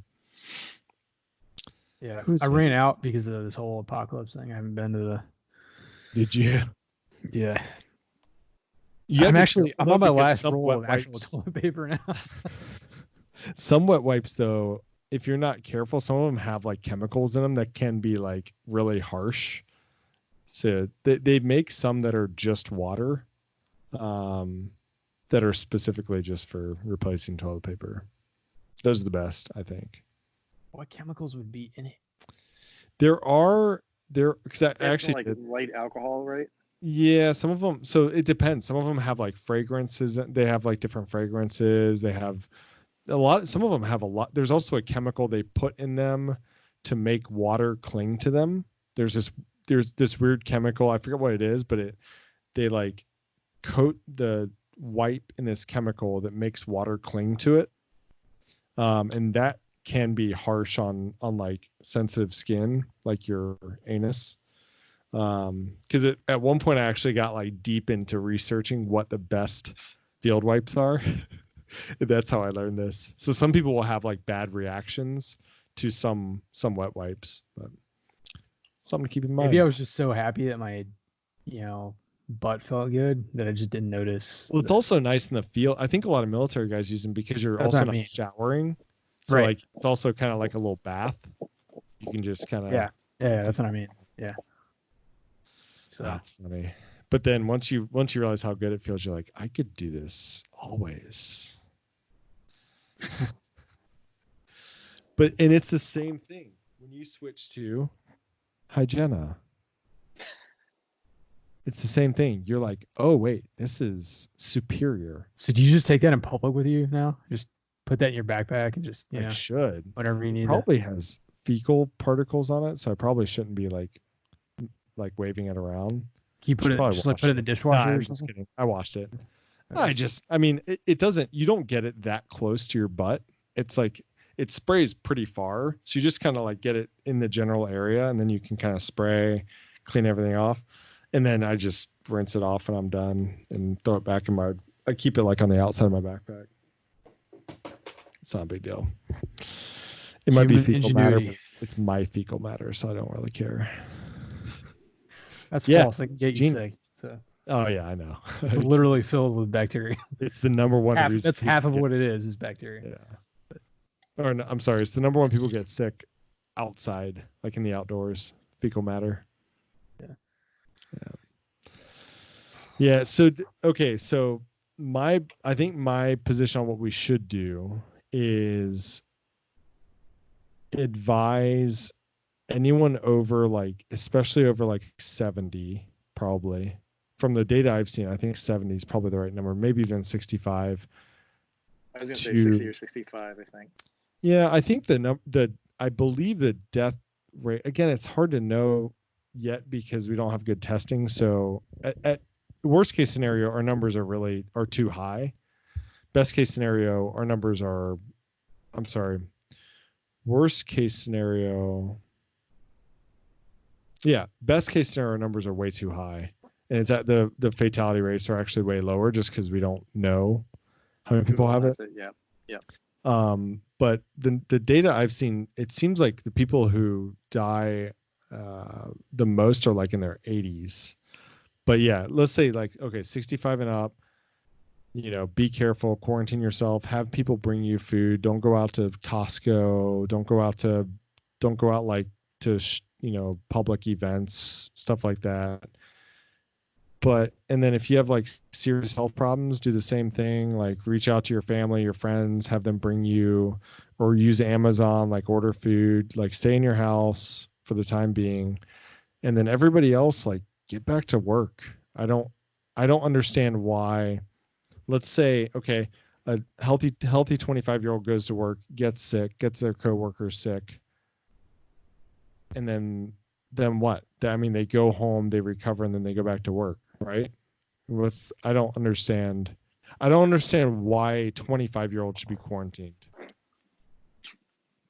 I mean, I guess the only concern is like if they go to work, get it from somebody else, and bring it back home to somebody that's vulnerable. But well, sure, but that person needs to be quarantined. They need to be isolated. Yeah, and you just need to. Ben Shapiro was talking about this, but there are a few things you're like, maybe we should just incorporate this into our like new cultural norms. Like maybe we should just stop shaking hands. Yeah, just straight up. I mean, stop. I've more or less switched to like fist bumping over the past few years. I don't like to shake hands with most people anyways anymore. Even before this happened, I just think it's. But I'm pretty sure if you went like even if like in that scenario I just described, as if you did have a person that was vulnerable at your house, like I mean, obviously if you feel like you're sick, don't get anywhere near them. Is number one. But number two, as long as you're like cleaning, washing your hands, don't touch them unnecessarily. The only thing that might be weird is like if your spouse was like immunocompromised and you were going out and they were staying home, like that'd be hard to kind of navigate. But so I'm painting with very broad brushstrokes. I do realize there are like specific circumstances people find themselves in, and people are generally smart enough to kind of make decisions for themselves. If you're in one of these situations, you should act accordingly. But generally speaking, like, okay, for example. Well, does everything I just said like warrant trillions of dollars in economic costs? No. Right, exactly. That's the other part of it. Yeah. And then the other thing we have to do is we have to accept that some people are going to die, unfortunately. Like some people will get just sick, like some people die from car accidents. Some people die from the regular flu. From everything. Some people get struck by lightning.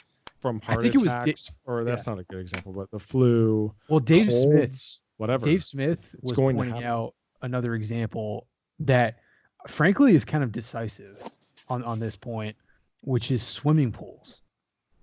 Like, think about how many people die in swimming pools, and then the lack of utility of swimming pools. Right. So just the straight up lack of like actual utility of swimming pools. Now they do have recreational utility, but but there's no real.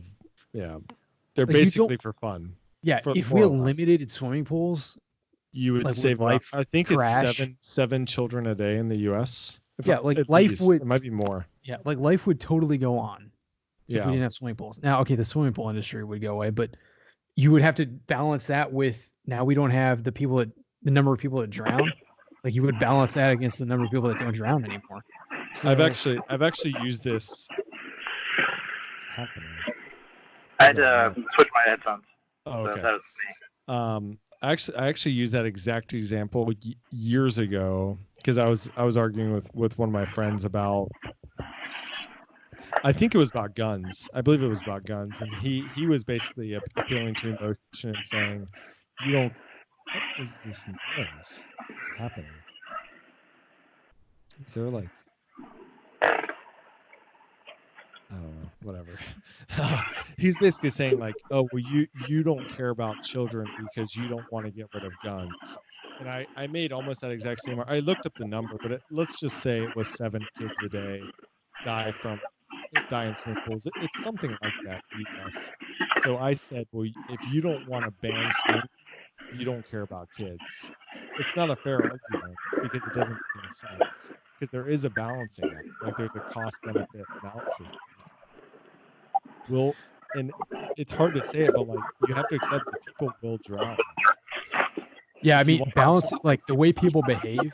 Like no matter what they say, the way people behave is they act as though the number of people that drown in swimming pools is worth the recreational utility. What is that? Do you have like, what is going on over there, Al? Is there like some sort of crazy things going on? So what are you guys seeing? Tell me what's going on. I can't. There's a lot of feedback. I like can't hear you. It sounds like there's like a movie playing. All right, so I just had to switch my headphones because my AirPods died. I put on my Trex, which are like the bone conductor ones. Oh. So you guys like are. Oh, are you like chewing gum or something? No, so it's vibrating through my bones, so I can hear you. I do have another set of headphones that I could try to switch out. No, so right now the sound is gone. The sound's gone now.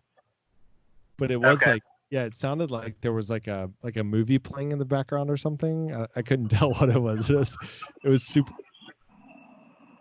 No, so it'd Your just be like, brainwaves? Is it like broadcasting your brainwaves? What's happening? I don't like that think so. South Park episode with Shitter. You remember that? No. They had the thing installed in their head. It just like shits out their every thought. You have to play on the word Twitter. It's Shitter. Okay, I'm sorry. They're so loud. All right, Martin. So, yeah. So you were saying like, Are you guys still hearing shit? Yeah. Are you hearing yourselves? What are you hearing? not now.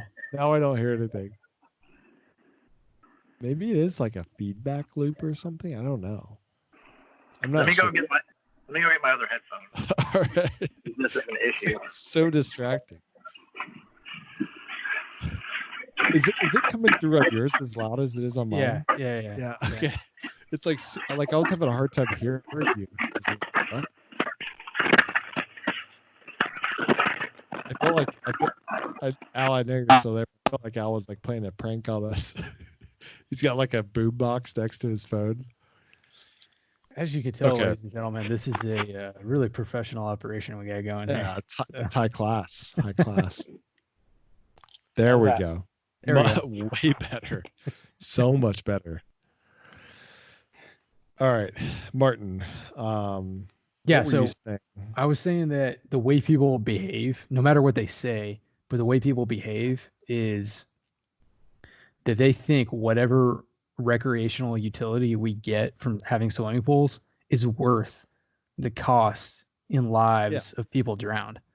Yeah. So now they'll never admit that, but that's the way Or- they behave. Yeah, I mean, assuming they're not like libertarian and just have a principled stance that we shouldn't use force to ban swimming pools or something like that.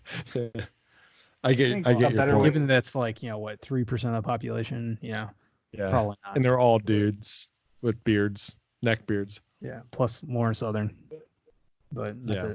it. I might disagree slightly. I would say that they don't see any benefit to having guns because it's more of a abstract benefit that we have fighting off tyranny and protecting your lives, and they've never probably So he was would talking wager that. specifically about swimming pools. Right, but So, the like, same thing would Same apply thing to swimming goes for pools though. guns. I mean, what yeah. even if you think there's no practical utility with a gun, there's at least some recreational utility.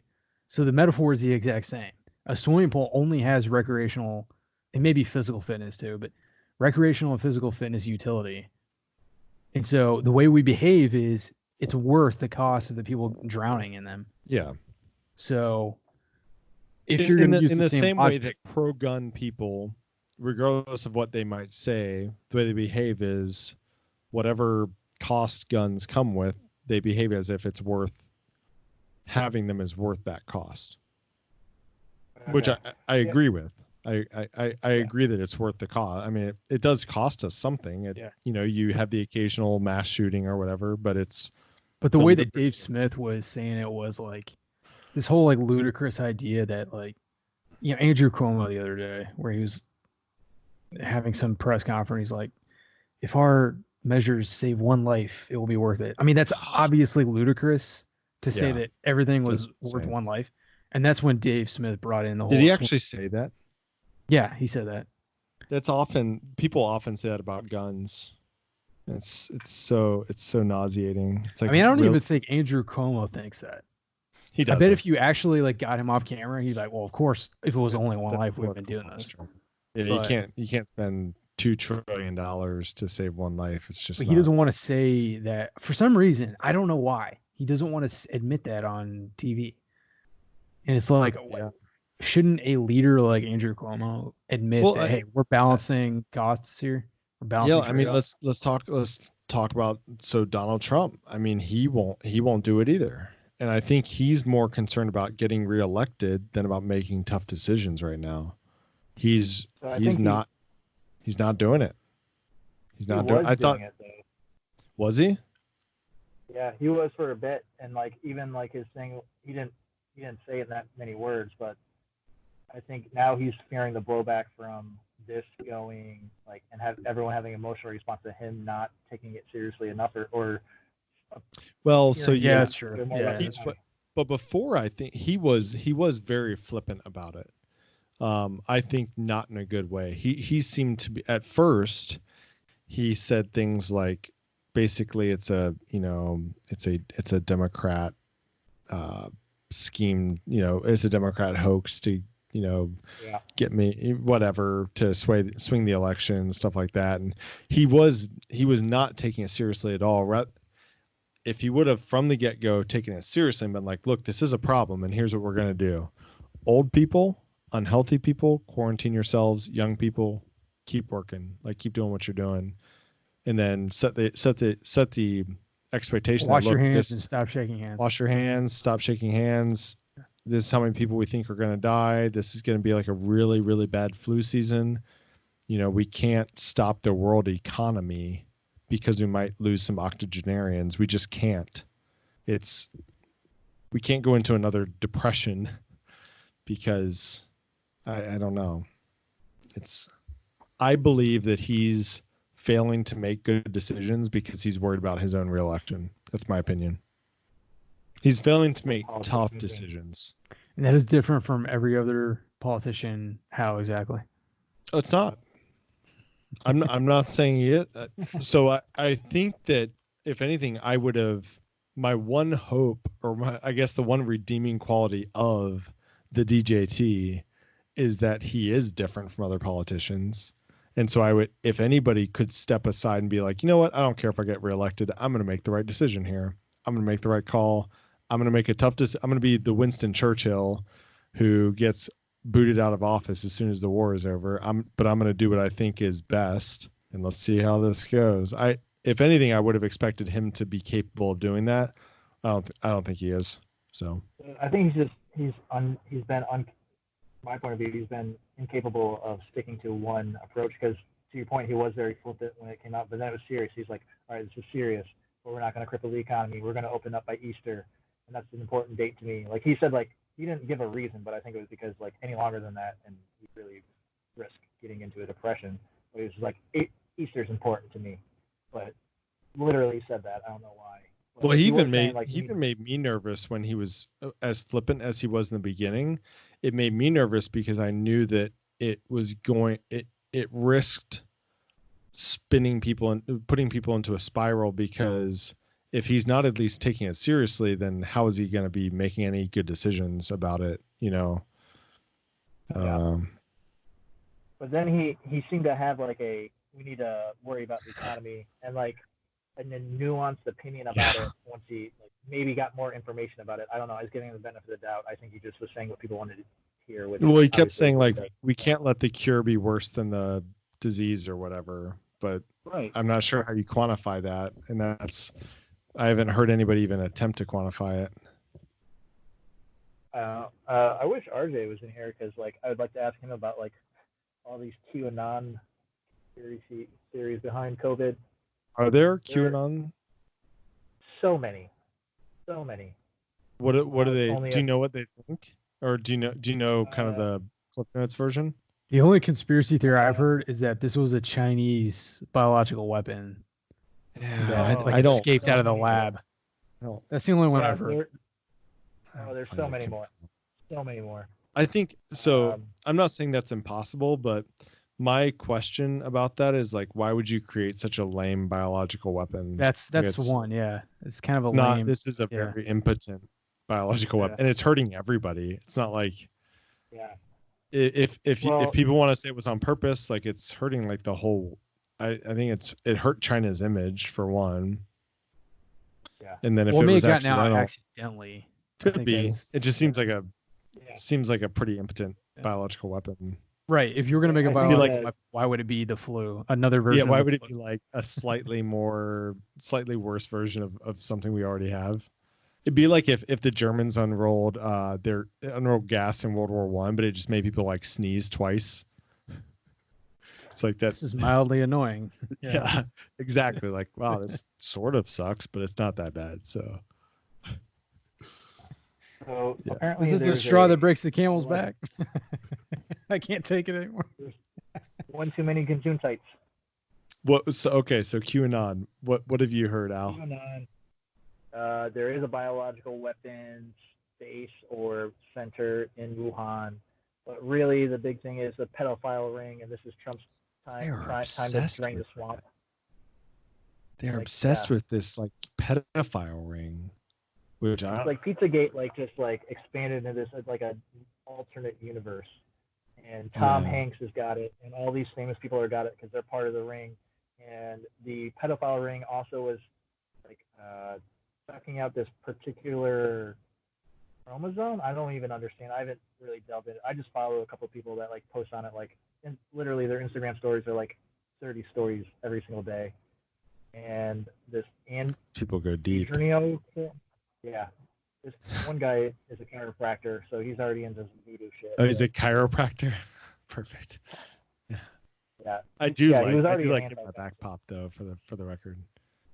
Yeah, it feels good, but like it feels great. It's also anti-vax and stuff. And like Tom Hanks has got it. The Vatican is on quarantine because they're all these symbols, like all these different codes mean different things. Oprah's house is being constructed because they're digging up the tunnels where they used to smuggle the kids. Just like so many. I'm just like, I don't know what to do with you right now. Like, well, one thing QAnon I have, because I did a little bit of reading on QAnon, and the one thing that I noticed is that they take like FBI data on how many children are kidnapped every year, and so if you look at the FBI data on the number of kidnappings of children every year, it is an absurd number. Like it's like I want to say it's like hundreds of thousands or something like that. Children are kidnapped every year, and I think it's FBI or Bureau of Justice Statistics or something like that. But if you actually look at the data, one of the reasons the numbers are so high is because most of those cases are custody disputes. So it's like a dad who, the custody was awarded to the mom, and the divorce, the dad comes and like gets the kid and takes them to their house, and that's considered a kidnapping. But it's not like somebody's pulling a kid into a van off of a sidewalk. Okay, but just out of curiosity, when it says kidnapping, does it have another word next to it, or does it just say kidnapping? Man, I don't want to speak out of turn, but because it's been a minute, but I believe these all get lumped together under one. They might get subdivided if you dig into it, but I believe if you look at the stats, like at the high level stats, they all get lumped together as kidnappings. Yeah, I think. Because one thing you'll talk about in criminal law is there's this term called asportation, that Okay. is so asportation is, I'm trying to remember off the top of my head because I can't remember but this is in first semester criminal law, but it's basically like the trespassery, like taking or moving someone. So you can be guilty of asportation by, for example, if you let's say someone broke into a house with the intention of raping like a victim on the inside of the house. If you move that person from one room to another, or like the hallway to a room, that counts as asportation, which is sometimes gets lumped in with, basically that's kidnapping. It's like the same term as kidnapping. So it gets lumped in with kidnapping. So basically, if you move somebody for an illegal purpose, that can be counted as kidnapping. So yeah. So to your if you move somebody for an illegal purpose, that's not inherent in another crime. So in other words, if somebody if he tackled her and raped her right there in the hallway, you wouldn't be, he moved her. The movement of tackling doesn't count. Right, that doesn't count. That's inherent in the rape. But if it's like a deliberate movement, movement from point A to point B, it doesn't matter how far away point A or point B are. So that might be part of the reason why. Yeah, that's also, I didn't know that. So that probably also adds to it. But a lot of it is simply a lot of child kidnapping in the U.S. is probably that as well. But a lot of it is as simple as custody battles. So it's like a dad who doesn't technically have custody of the kid picks him up from school and takes him home and whatever. And the wife gets pissed and reports it. It technically is a kidnapping, but it's not the kind of kidnapping you think of. It's not a guy in a ski mask opens a sliding door and grabs a kid off a sidewalk and speeds off. It's way more benign than that. So what these QAnon, what I've seen, and I don't really understand the whole QAnon thing, but one of the many things that raised red flags to me was they were using that number. Let's say it's something crazy like 200,000, 300,000 kids every year get kidnapped. And they're like, where are all these kids going? Like, who's taking all these kids? Like, how are so many kids being kidnapped? And they're probably being sex trafficked and all this stuff. And it's like, no, it's dad picked Bobby up from school, but mom had custody that weekend or whatever. Like that's the vast majority of it. And this coming from a person who was kidnapped as a child, technically. So, I don't like to brag, but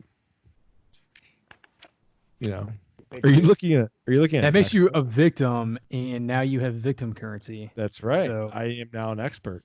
Yeah. I believe I need to lead a march to end the kidnapping of minors.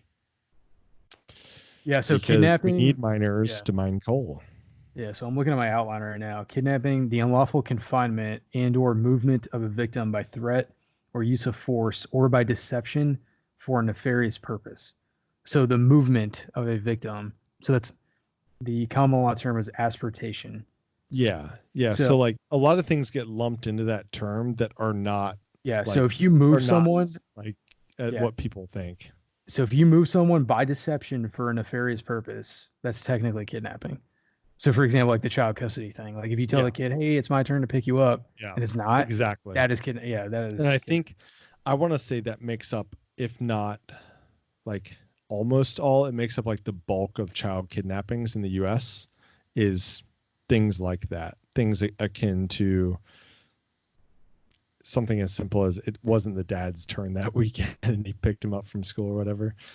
I do remember seeing one. I do remember seeing one example that they were calling human trafficking, and it was like the FBI has stopped a human trafficking operation in Washington and Oregon, and it was a 19-year-old who was taking her 17-year-old friend, like they lived in like Oregon, and they were going across the border to like another town that was right nearby to like go give some guy a fucking blowjob for like $30 or something, and they called that interstate human trafficking. Who is like they?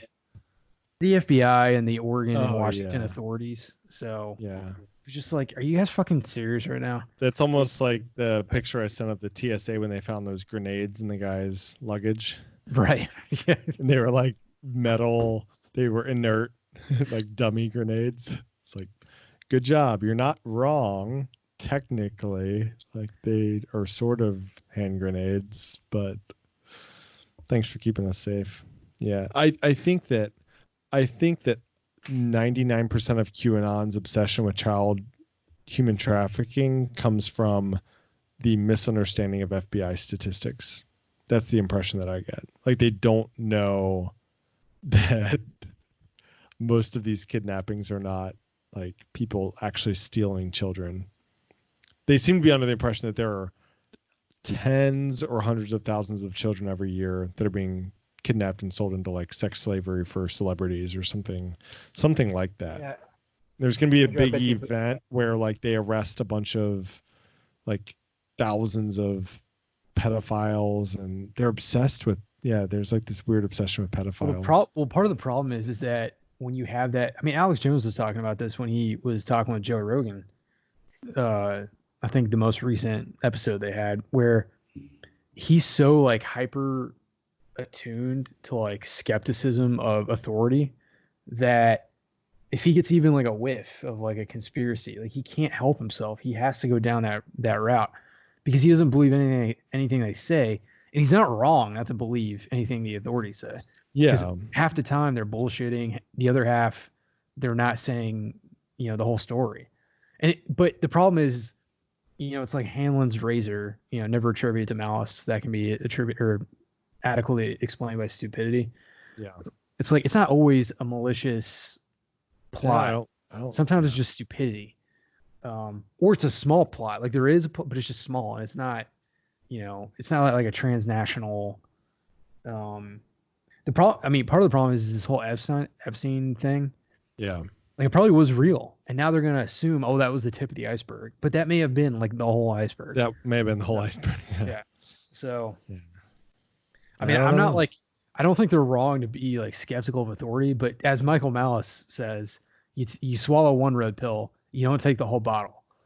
So he said you don't take the whole bottle. You don't take the whole bottle. Like you take one red pill at a time. You don't take the whole bottle. So that's where the QAnon people, nice. they're overdosing on red pills. It's a lot of like post hoc reasoning where they like go back and try to connect dots. Like, oh, this politician said this word, which ends in a T. You know what else begins with T? Tranny. And there was a tranny arrested in Texas 2 days ago for, having sex with a child. And you know who else is a child? Bill Gates's kid or grandkid. And they're like all these crazy like webs of like trying to go back and make sense of some post from Q using like recent events. And it's pretty, it's the mental gymnastics is amazing. What's that? So you posted something like a while ago about like smoke marking the way or whatever. Oh my God, at the corner of the two streets that intersect right next to the Bill and Melinda Gates Foundation, there was a fire yesterday. So there was smoke. Exactly. This is exactly the kind of stuff. It's all looking back, trying to connect dots that I hope don't exist. Because if they're right, then that'd be pretty crazy. Like if they were, I think it would be a complete coincidence. Because I spent hours one day reading through this stuff, I was trying to figure out like, is there anything here? Like it is kind of, I will say whoever this Q guy is like a top-notch troll, I think. Because he's been keeping it up for years. Yeah. It's been several years now. And he posts these very cryptic and like, I don't know. The Q guy is somebody that's in government, right? Supposed to be in the White House. Supposedly somebody close to Trump. Yeah. Like somebody with somebody like deep in the White House. This could be like a high tier troll then. It's like Sacha Baron Cohen like behind it, Whoever it is, they're really committed to it. He is committed, man. When he gets into an act, when I think what made me take it like almost a little bit seriously and like try to dig into it quite a bit was when I realized how extensive this thing is, like how long it's been going on. And I don't know. And like when you read the posts, it's either they're written like super cryptically, and it seems like it would be hard to even come up with this stuff. So very Nostradamus. That's what I was just thinking about. Was Nostradamus. Yeah. Yeah. It's so like his things, like his fortunes could mean 20 different things looking back in hindsight. Like, oh yeah, he definitely meant this, and this was going to happen, and he totally called what that. What law is that? What law of power? We talked about this. Like say obscure things, and people will like derive meaning from it. Oh yeah. Like just say like obscure meaningless say things. Fortune cookie stuff, and people will think you're brilliant. Yeah, because they'll make meaning out of it. Just make sure you have like a leather jacket and eyeshadow and square jaw. Yeah, I can't people wait eat that shit up. At some point, we're gonna figure out what this Q thing is all about. Like somebody eventually is gonna talk. It is pretty amazing to me that nobody has blown the lid off of it. Like no journalists have, as far as I know, other than just mocking it. I haven't seen any serious like investigative journalism on it. No, besides like probably linking it to some white supremacists. Like no one really. Yeah, well, if he is the supremacist. No, I mean that's just the go-to for the left. Like. Oh yeah, I don't remember seeing anything racial. No, never. Like I just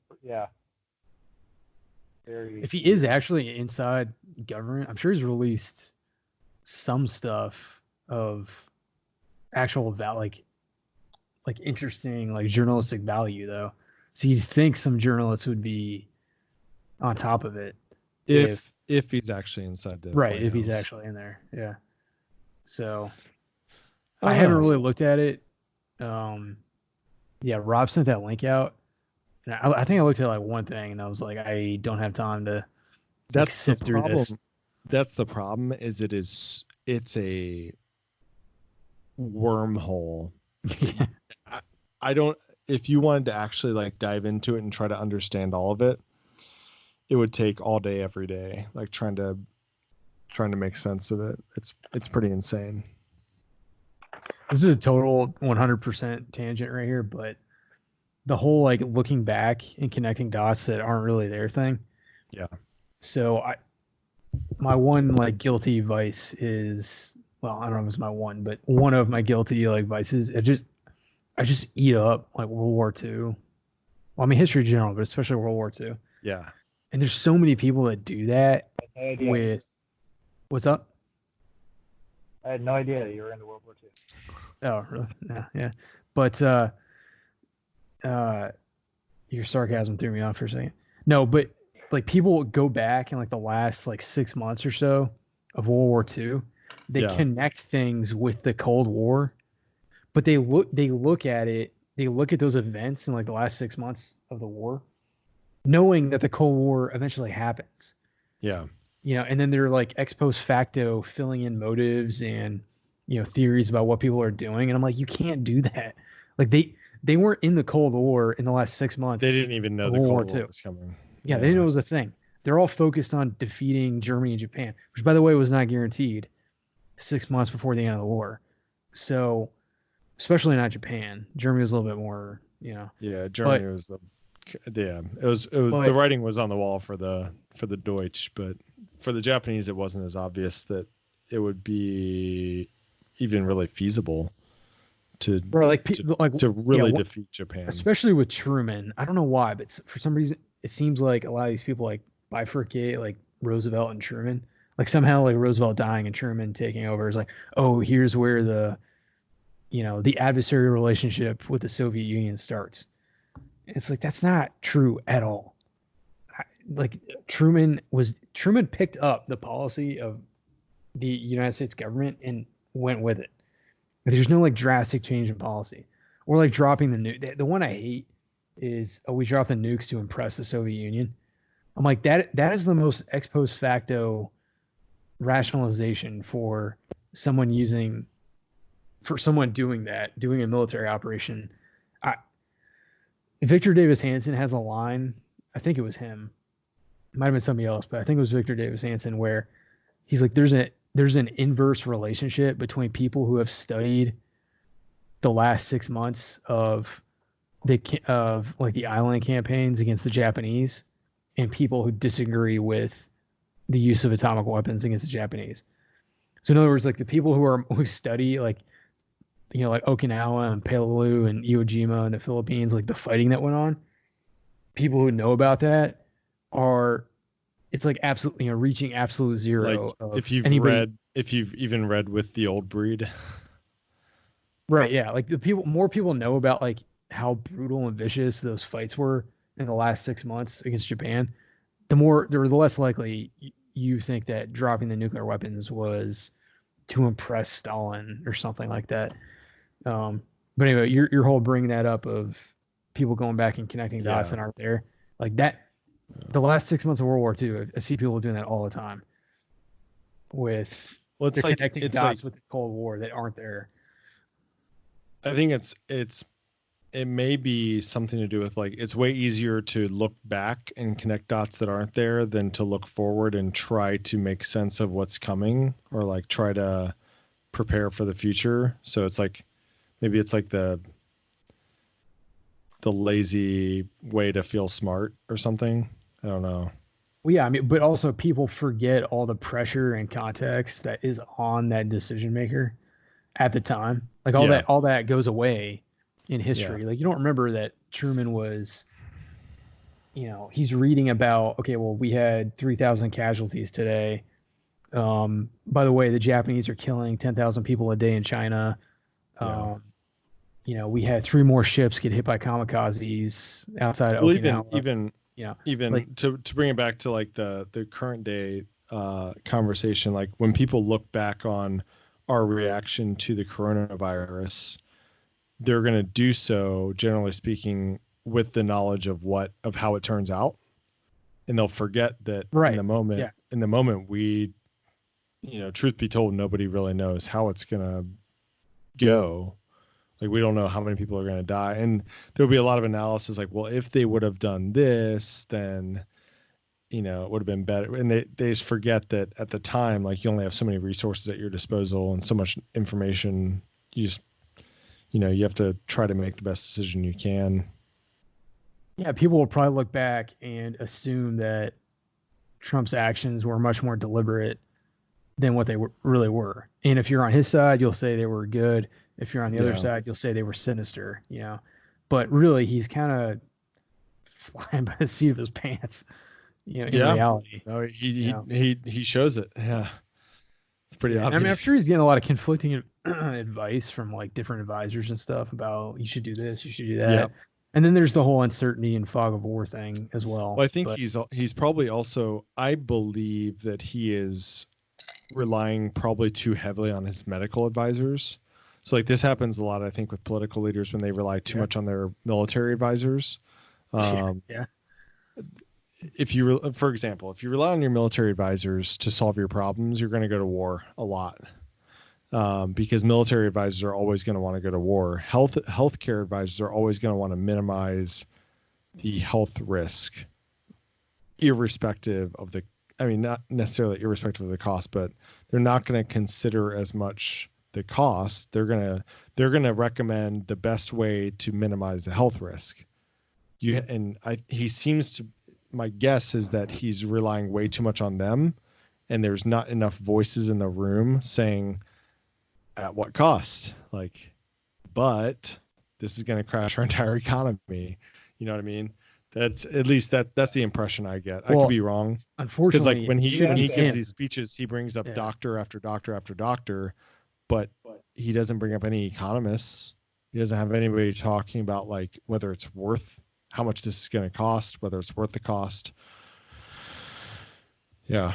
It should be him asking at what Yeah. cost, but yeah. Yeah, Yeah. it should be.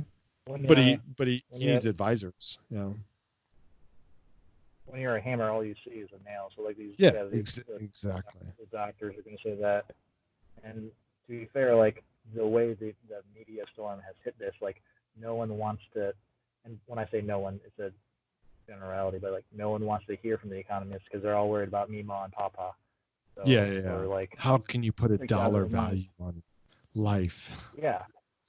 And Yeah. to your point that you made earlier, like he's worried about getting reelected, so he's not going to do the right thing and kill off 10,000 more old people that might get sick at the cost of like saving us from going into a depression potentially if it's going to cost him the election.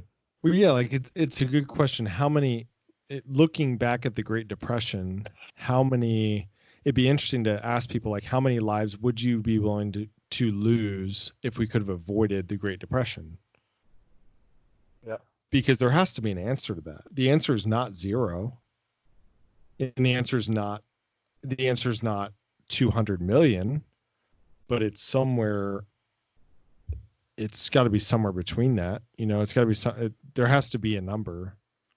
And it's hard to come up with a number, but there has to be. But I don't think people even want to. If you ask Andrew Cuomo, it's worth it if it's just one. One. No, it's 0. I don't think he really believes that. Nah, he probably doesn't. That's all. On the advisor note, that's Andrew Cuomo getting ready to run for president. Yeah. Yeah. On the advisor note, I just thought about like, when was the last time an advisor got fired, like at a high executive level, for giving bad or stupid advice by a president? Like the last person I can remember getting fired was friggin' what's his face, General McChrystal. But that wasn't for giving bad advice. That was for that. Yeah, that was for trash talking the president, basically. Well, it was for. Yeah, it was just bad optics. I'm not sure if it really came out what happened with John Bolton. I was just going to say Bolton. Iran. Right? But like, Lincoln. Bolton? I thought Bolton did get sort of like, or I don't know, he resigned or. Right. That's why I'm not. It's kind of murky about. It's always hard to say because these people normally resign. They'll ask for their resignation. Yeah. I don't think people really typically get fired at that level. Yeah, speaking of military advisors, like Lincoln, how many generals did Lincoln fire? A lot. Yep. And it's like, if you take that per capita, like we should have a lot more advisors getting fired for, like if any medical. You want this to turn into blood sports? Right. Break a pull stick. No, I'm just. But if any advisor went in there and said we should do this, even if it saves one life, the person should just be fired. Like by a competent executive, be like, I'm sorry, man, you can't be in here if that's the way you're thinking. No, this is the adults are speaking. Yeah, you can go on CNN and pontificate and be indignant, but yeah. To your point, like somebody, there needs to be more of that from our executives. But to quote Tucker Carlson, our elites are not impressive right now. So I don't even know. I don't even know if they are even having the conversation we're having, about this whole trade-off thing, or, is it even in Trump's head, I should get rid of advisors who are not giving me good advice and get other people who are going to give me, balanced, thorough advice on both sides. Like, I wonder if that even goes through his head. Yeah, because I imagine if I were in that position, God forbid, I would almost designate. I'd be like, you're the guy arguing for the economy. You're the guy arguing for healthcare. Go, and then I just listen. Yeah.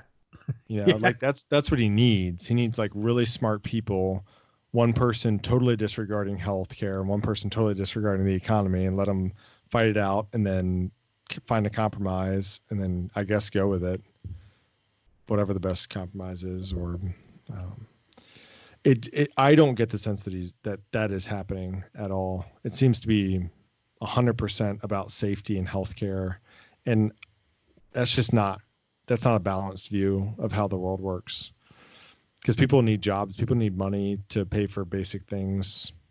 I mean, I want to see what the home invasion rate over the next month. Because guess what's coming up in the next few days? Mortgage payments, credit card bills. Mortgage payments are gonna be a big one. It's gonna be a big one. There's so many a lot of people people are home. like even What's just that? rent for like. Say it again. Well, a lot of people are home. You think home invasions will go up? Like, why would you try to bring this up? If this goes on for another couple months, I think so, because people are going to start running out of stuff, running out of food. I mean, literally shot right there. Sure, yeah, but I mean, because like I said, like mortgage payments, I think most mortgage payments start becoming delinquent. I would say the majority of them are probably due on the 1st, and then they have some sort of like 10-day, 15-day grace period. Then you're going to be delinquent. Some people are probably already, well, they're probably not delinquent yet, but because people started really losing their jobs about end of March, or I'm sorry, end of February, beginning of March. So they probably were able to make their March mortgage payment, but then April, and then if this goes to May, and Virginia just said they just announced their measures are going to be in place till June. It could get a little sporty. I'll argue with you that people that pay mortgages probably aren't going to be doing home invasions. People paying rent that would be. Well, I didn't mean to connect the two. Yeah, I'm not saying that they're going to do home invasions to pay their mortgage. I'm saying that people are going to run out of money. A lot of people are already out of money. Yeah. And so they're going to, once they max out their credit cards and they still have a kid to feed or whatever, what are you going to do? Well, don't forget, we just put 3.5 million people on unemployment. The government's going to pay for it. They're just going to print more money. That's not going to lead to hyperinflation and depression or anything. It's not going to be the Weimar Republic or anything, I swear. So. It's crazy. Now we're getting into monetary policy, but yeah. Oh yeah, the slight topic change, but not entirely. At the did either of you watch the press briefing, the press conference yesterday? Trump. No. So No. At one point, he brought up, I don't know who she was, but some lady from UPS. She's like maybe their spokesperson or media public affairs person. I don't know. Brings up this lady from UPS. She's like, UPS is standing here. We're here to help. Yada yada yada. She says, we have a big brown army and we're here to help, or something like that. But the words "we have a big brown army" came out of her mouth, and I immediately pulled out my phone, opened Twitter, and searched "big brown army," and Twitter was just flooded with like, did this lady just say "big brown army"? And like, there are all these pictures of like huge yoked black dudes like this. And it was like, here's my big brown army. Like, it was hilarious. I'm talking the speed it took. I don't even know how these people got the tweets out so fast. As soon as she said, I was like, I wonder what Twitter's doing. I opened it and they were already there. It was amazing. In fact, at least she didn't say white, because then it would just be CNN would just. Oh my goodness.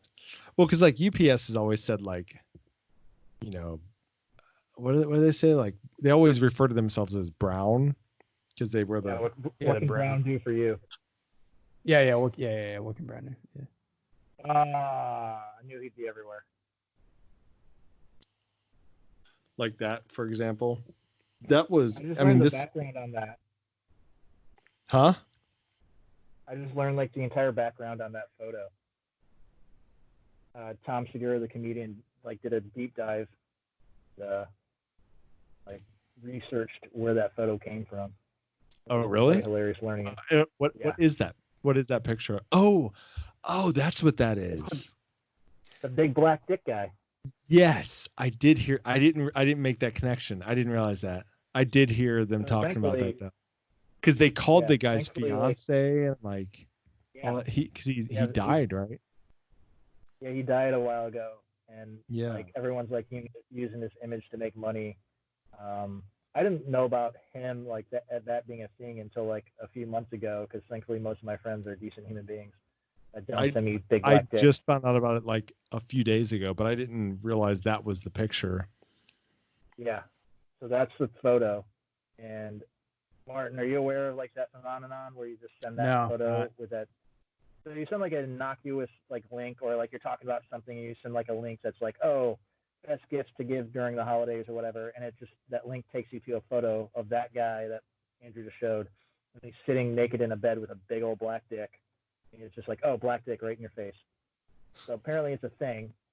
I learned about it maybe a month ago because someone was talking about it, and I was just like, what? What are we fucking talking about? And they were like, oh yeah, this guy, and they show his face, but it's just, that face is the like a screen, like a shot of like him being about to be like fucking naked with a big like horse cock, just like make everyone seem inadequate. And apparently he was like doing it when like he was mom he was got like sick, and like he needed money. Yeah, it's kind of sad actually. He needed money, so like he did some bodybuilders like pay, like people are like have like the fetish of bodybuilder bodies, so they just pay to see you naked and shit, and like do stuff for them and take photos of it. Like I've only done that a couple times. I'm not that familiar with it. Yeah. Well, I only know about it because Mr. Olympia Kai Green did it like early in his career before he got big and famous, and so I heard about it. I was like, oh, that's fucking gross. But apparently he did it, and then he turned his life around, and then he ended up dying just like right before his photo went viral a few years ago. And now like everyone's like profiting off his image. So this one comedian was just like, I'm gonna make T-shirts and actually like give it to the family, the proceeds to the family. That's right. Yeah, they T-shirts. Yeah. How are they making money off of it?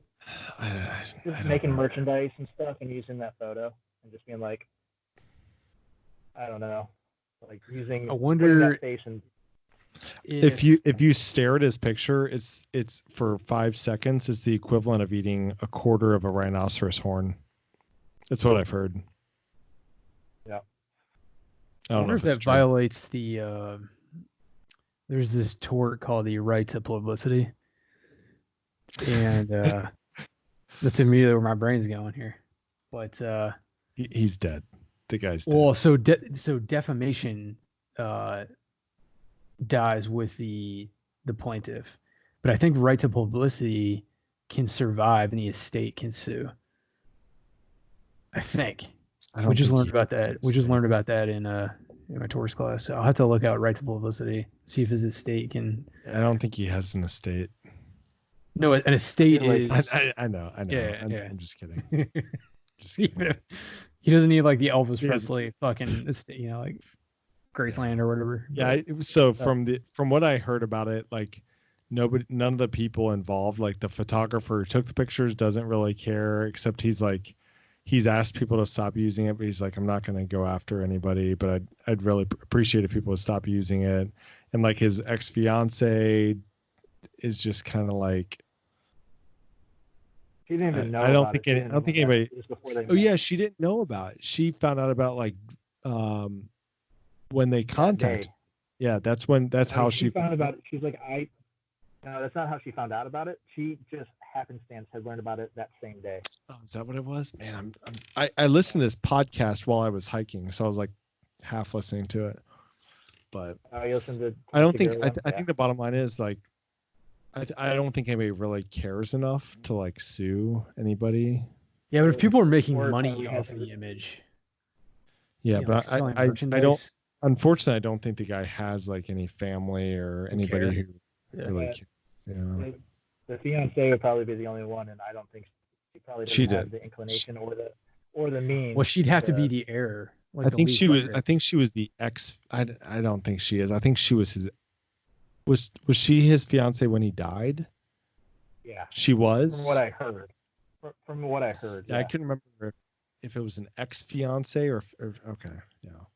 At any rate, this UPS lady says we have a big brown army. That's literally what she said, and I was like, oh no, why? Yeah. How did you think that was a good idea? So if I turn on CNN right now, are they going to be? I don't know. How are they going to criticize Trump with this somehow? Hiring a Mujahideen. I don't know. Trump to be honest, Trump is enslaving Trump is enslaving a large group of brown people large and using brown them for army. his No, actually, that's funny. political there was purposes. a tweet that said there was a tweet about that. It was like, How are they going to shoot, use this to get after Trump? Yeah. it was something like that. It was like headline: Trump using army of brown people to fight coronavirus or something like that. But the funny thing is, almost every UPS driver I've ever seen was white. I think it seems like a white thing to do. Nah, I feel like if Are they? City UPS drivers are black. The what? In the city, if you're like That's in a big city. How dare you? Yeah. Wow. They don't live in the country. You're not welcome here anymore. I disavow.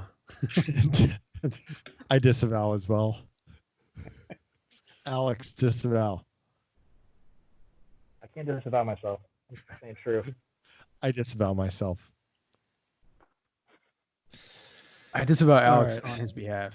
So Alex disavows. My mustache will not let me disavow myself. Dude, that mustache is strong. Kristen says she likes it, so that's She does? surprise. Yeah. She's like, Hey. I can see your face now. Would you go back to work with that? I have. Just with my managers. But there's nobody. The team isn't there yet. It's just, but they didn't say shit. They're like, oh, cool. That's awesome. You kind of look like a young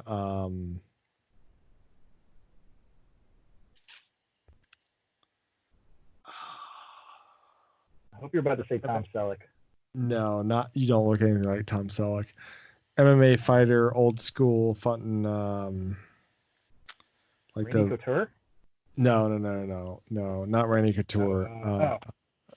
Chuck Liddell. Oh, I know Chuck Liddell. Yeah. Yeah, Chuck Liddell. Yeah. I'm gonna disagree with that. I Almost don't like Chuck Liddell and Mario, like mixed. Okay. You don't see Chuck Liddell. I was also willing to accept Marlon Brando. Marlon Brando? I don't know about that. Hold on. I'm gonna find a picture that I'm kind of thinking of. Oh wait, when I say Marlon Brando, I meant Burt Reynolds. Yeah, no, he does not look like Chuck Liddell. I mean, I know what Chuck Liddell looks like. Here. I have way better delts than he does. You have better delts, dude. Yeah. Chuck Liddell's a savage. Yeah, He doesn't need delts. Still his last fight when he got fucked up, like 50. Oh. Yeah, he's still a savage. Try to fight Tito Ortiz. He's Yeah. like 10 years younger than him. They're both old as shit, like for MMA standards, but don't fight when you're 55 or whatever, however the fuck old he is. That's Tito Ortiz and Chuck Liddell. Yeah. Hey, have you seen Reno 911? No, I haven't. You haven't? Nope. It's been a long time. Do I look like the? Al, is this you? Know who I'm talking about? You know who I'm talking about. Yeah. Al, how'd this picture get on Google? He looks like. Go look up the cast of Reno 911. Well, actually, just look up Deputy Travis Jr. Deputy Travis Jr. Don't all the guys on there have mustaches? Now I'm doubting which one you think I look like. What? The one that's like the You're redneck. telling me he looks more like this guy than Yes. Chuck Liddell? What? Yes. What about the? Oh. What about the captain? The one that wears the Daisy Dukes? Who? The Reno 911 like captain. I think it's the captain. Yeah, it's Lieutenant Dangle. Yeah. He's got more of a handlebar, doesn't he? Well, sometimes he had it shaved off, right? Oh. When I search Lieutenant Daniel, it gives me Lieutenant Dan. Lieutenant Dan. You got no legs, Lieutenant Dan. Oh, Lieutenant Dangle. Yeah, Dangle. I thought you said Daniel. No, I've never seen him read D-A-N-G-L-E. one. Yeah. How are you saying he looks like this guy? No, I mean, didn't I can see it in this picture. Yeah. Look at those shorts, man. He's rocking them. Yeah, I mean the similarities. Yeah, but are it's stunning. not the same hair color. I don't know. It looks more like Deputy Travis. Oh Jr. wait. Oh, I definitely. Hey, Al, you still got your shotgun there? Yeah. Hold it up.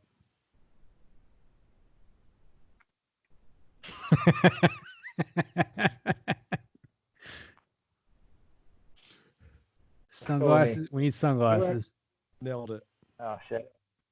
There's some down here. All right, dude. All right, boys. It was good. You got anything else? It was real. Unlike all the stuff on QAnon. Closing thoughts, Martin. I am the beginning of the 12 to 15 hour days has begun for me. It's crunch time for law school. So. Oh, for finals. Yeah. So I'm like 5 weeks out from finals, so it's game time. Ooh. So, anyway. Sounds fun. So you're gonna be out of the loop for a bit.